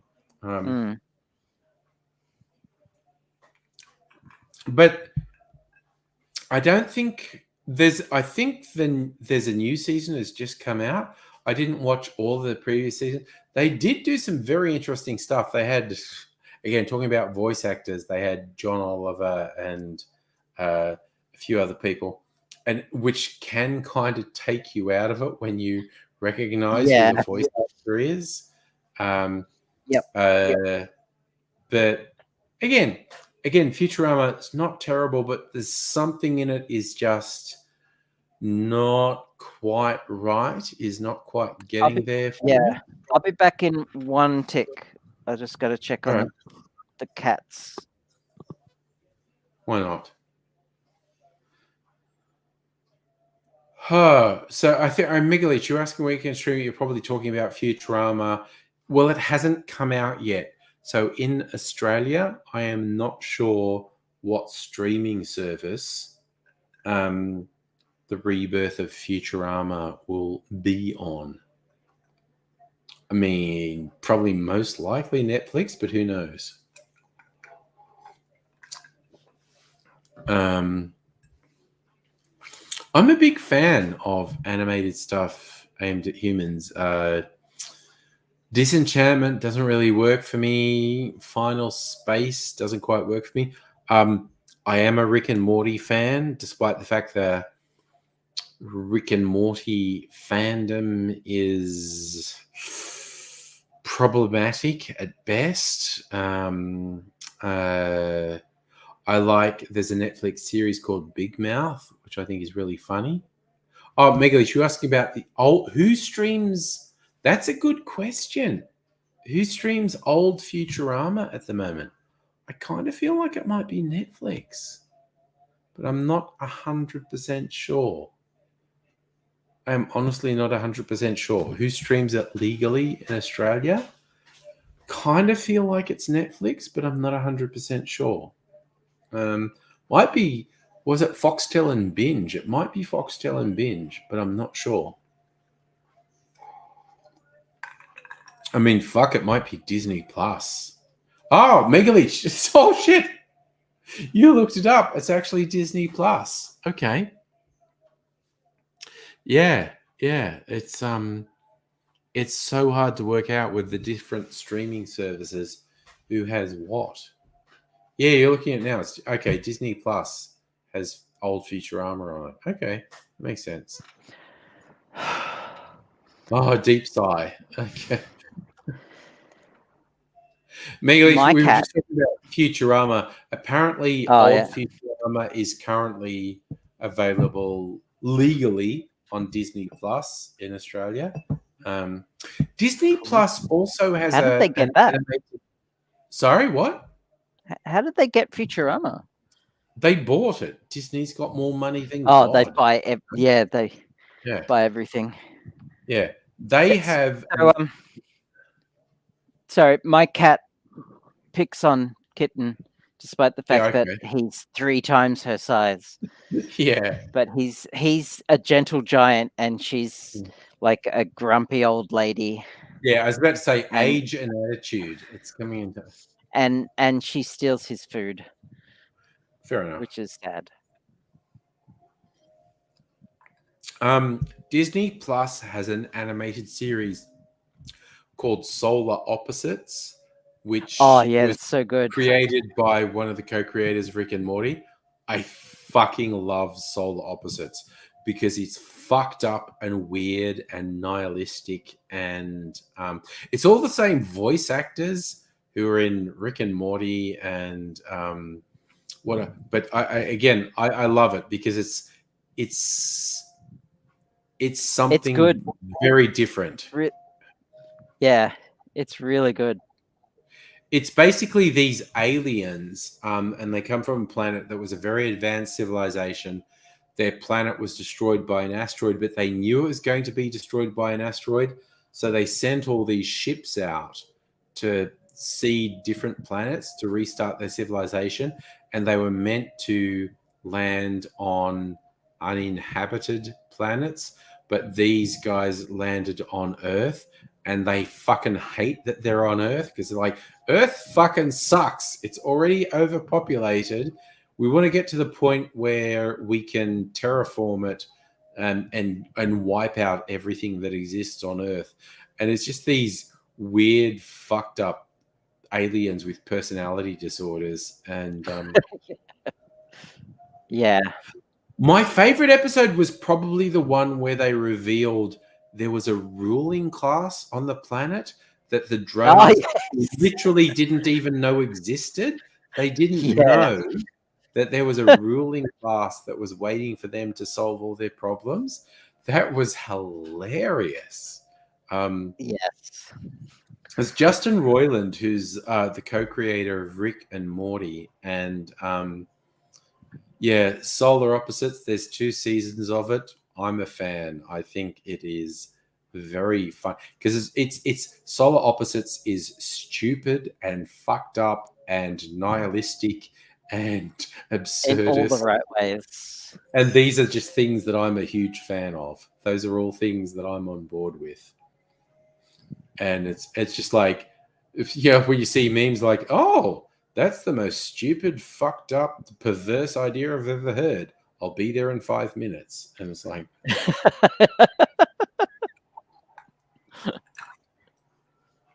and it's like they have this running joke in season. They don't do it in season 1, I don't think, but in season 2, they go like, the Solar Opposites are going to England. And someone says, why did you say that? Because it's a joke about, the Simpsons are going to France. And it's just like, and someone goes, I don't know. That just seemed like a thing to say. Yes. And they don't consciously say we are characters in an animated TV show, but they almost consciously say we are characters in an animated TV show. And it's just like, I really enjoy Solar Opposites. I think it's very funny. Then again, I think Rick and Morty is really funny. I just think a huge chunk of the Rick and Morty fandom should be pushed into a fucking volcano. Yes. It's one of those things where it's like, if you're in a social setting and you go, no, I think Rick and Morty's funny. Oh, but I'm not one of them. I'm Jesus. No, I'm not one of them. Jesus. It's like whenever I say I used to be one of those vegans. Ugh. Yes. Or I'm a vegetarian, but not one of those vegetarians. And again, vegetarianism and veganism, even though I'm a media, I'm broadly saying, yeah, no, that's the way to go. But you get these people who say dumb shit, and it's just like, oh my God, I just want to push you into a composter. It's just like, Yes. It's like, I won't eat honey because it's exploitation of bees. And you go, okay, do you eat agave syrup? Do you do what's the thing that was really trendy a couple of years ago? It was like quinoa.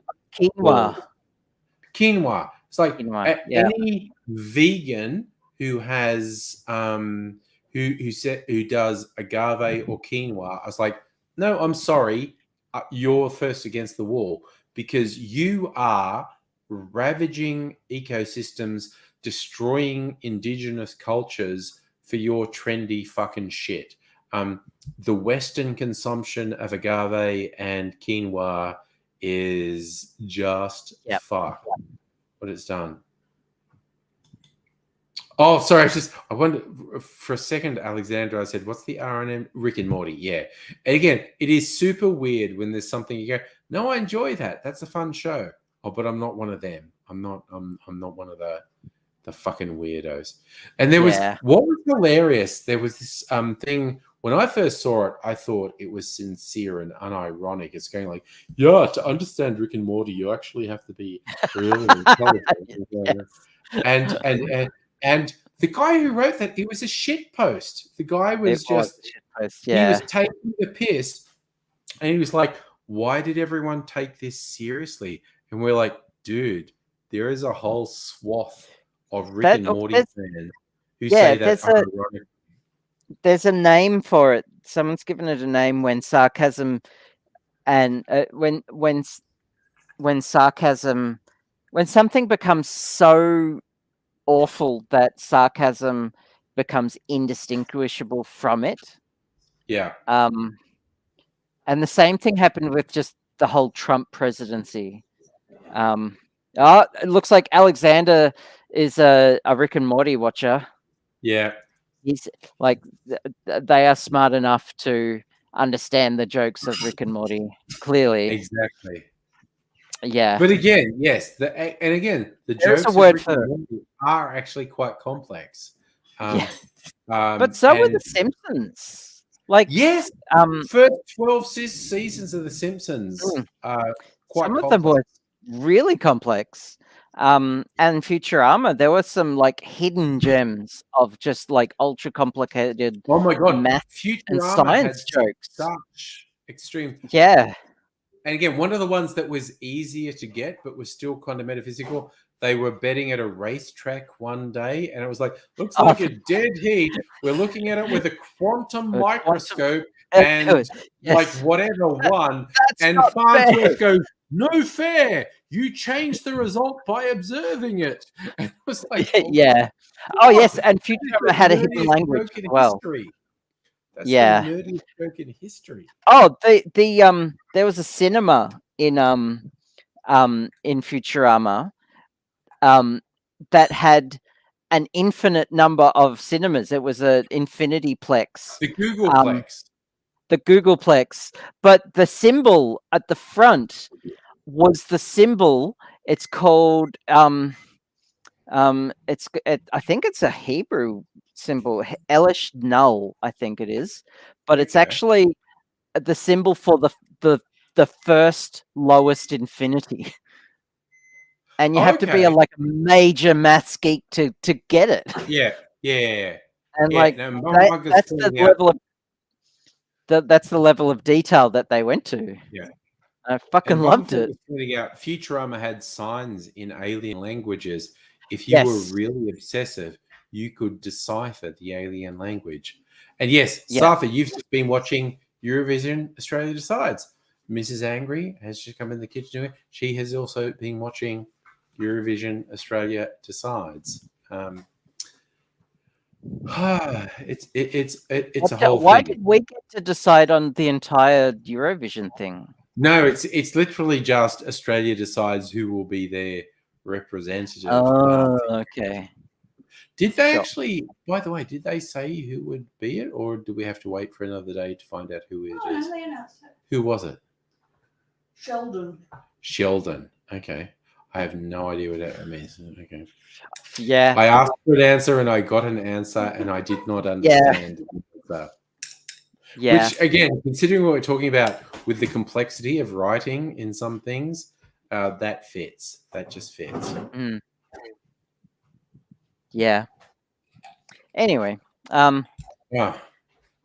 yes. Also, sorry, I was going to say, I've got a saying his stepdad is in your. So your stepdad, is he in Russia or Ukraine at the moment? Because that's fucking wild that we've got that going on. Yeah, that is wild. Yeah. That's pretty wild. That's pretty strange. Have you ever seen a jellyfish? That shit's crazy. Does anyone know that song? I really enjoy that song. I like that song. I can't say that. Okay, I so have. your stepdad's in Crimea, which is again somewhat ambiguous. I'm gonna. Oh, what the fuck is that? Sorry, I was doing weird shit on my computer. Crimea is still like under Russian control, but at least the war's not there, I guess. Okay. Have you ever seen a jellyfish? Okay. The song, is by a hipster band called Slowly Slowly.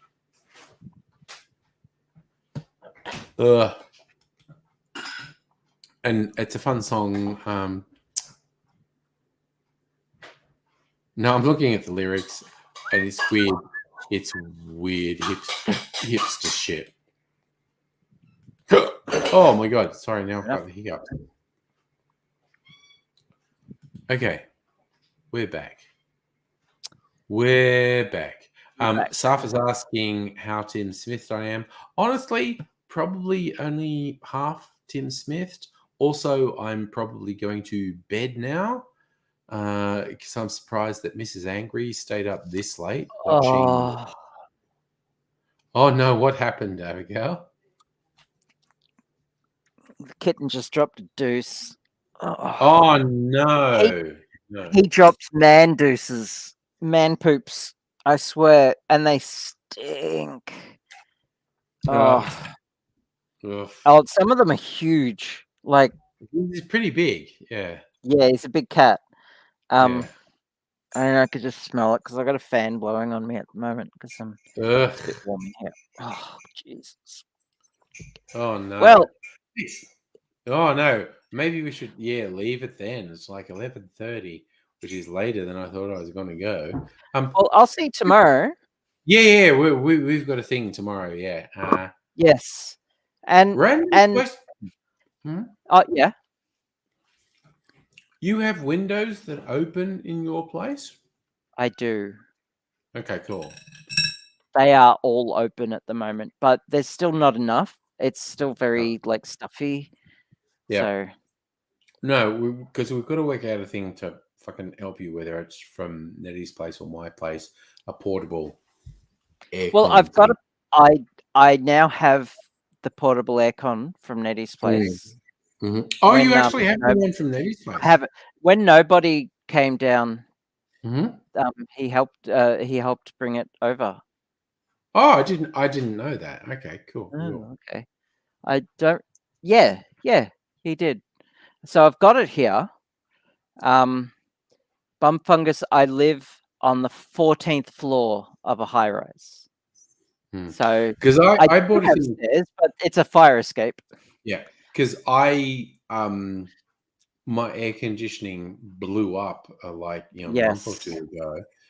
But it works now. About a week ago, they at the end of summer they finally fucking fixed it.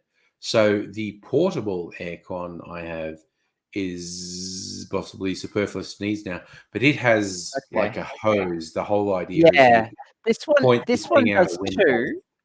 Apparently, there's a fitting that's broken, and I can 3D print a new fitting once my 3D printer is working. Okay. And I'd need to buy a large sheet of Perspex or something to put on a window and cut a hole, put the thing in, and. Well, what do you think? Like the thing I had, it came was like a. Oh no, the cat shit is awful. Okay. Oh, it's so bad. The portable thing I bought when my air conditioner wasn't working, it had a whole flexible hose that was meant to go out a window, and you had this big thing that was meant to block out the window, and it wasn't big enough for ours. So I had a piece of cardboard that I actually put like masking tape to fix this piece of cardboard, lock up the opening. I could do that. Talk about whether or not it's useful to you another time. I think might go to bed now. It's 11:30 on a Saturday night. I'm going to dispose of this. Clean up some cat shit. Oh my god! Oh my god! Yeah. Oof. It's worse when it's worse at like 2 a.m. when you're like woken up by it. And like you're half asleep and you can smell it, but you like don't have the wakefulness to wake up and do something. And I have more of a problem with Mimsy pissing on things than shitting on things. Okay. None of my cats. I've had to do things like I've been sitting on my desktop PC and she sits next to me and she fucking makes eye contact with me while pissing on something, and I'm like, why are you doing that? Yes, I know. Anyway, gonna sign off on the stream. Things. Take care. I'll see you tomorrow.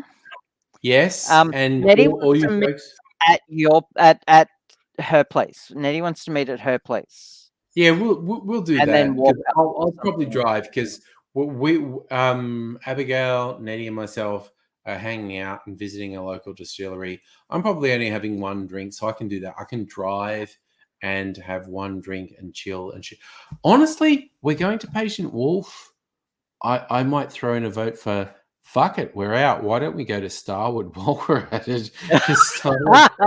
Starwood was too noisy. It's big and noisy. Starwood is bigger. Patient Wolf is small and whatnot. Starwood is a bit bigger. And not that Kirsten has been tonight, but it's kind of like the degree of change from Patient Wolf to Starwood, it's the same order of magnitude change from Starwood Yep. to Archie Rose in Sydney. Because I don't know if really? you Okay. but Kirsten sent No. me photos. Their stills are like 3 stories high. Oh, The jeez. stills they have at Archie Rose in Sydney are fucking Damn. huge. But anyway, we're Okay. gonna hang out. We might even. I'm gonna do a stream on Sunday night. I wanted to We buy might some. take some I wanted to photos buy and some share them. summertime, but I have to Oh, buy. I I am. have to buy a fucking. I don't. hot I in don't now. think. I don't think Patient Wolf do an overproof. I need to probably get an Navy strength gen. I don't think Patient Wolf do one. It's a coin toss between their Melbourne Dry and their Summertime. I think I will also get Summertime. I've still got their Blackthorn. I've got half a bottle of Blackthorn Oh, here, yeah. which is I really wanted to nice. get some of that too, but I can't afford it. So. Nah, but Summertime is a super nice gin. So I think you and me might both be getting a bottle of Summertime tomorrow. Anyway, that's the thing. Gonna go to bed. Long and prosper. Live long and prosper. Take So care, we're doing everyone. this. I actually when I'm on, because you can get anything you want on YouTube. Earlier today, I just went, I want to watch the bit from the last Star Trek movie where the Beastie Boys save the universe. Yeah. They play Sabotage, and because I fucking love that. Just like the Beastie Boys Yeah. save the universe. And, I did like that bit. Yeah. I love Star it. Trek. Just wearing headphones at maximum volume as the Beastie Boys Sabotage saves the Yeah. universe. It just Yeah. it's fucking it's dumb as Hip-hop, hell. yeah.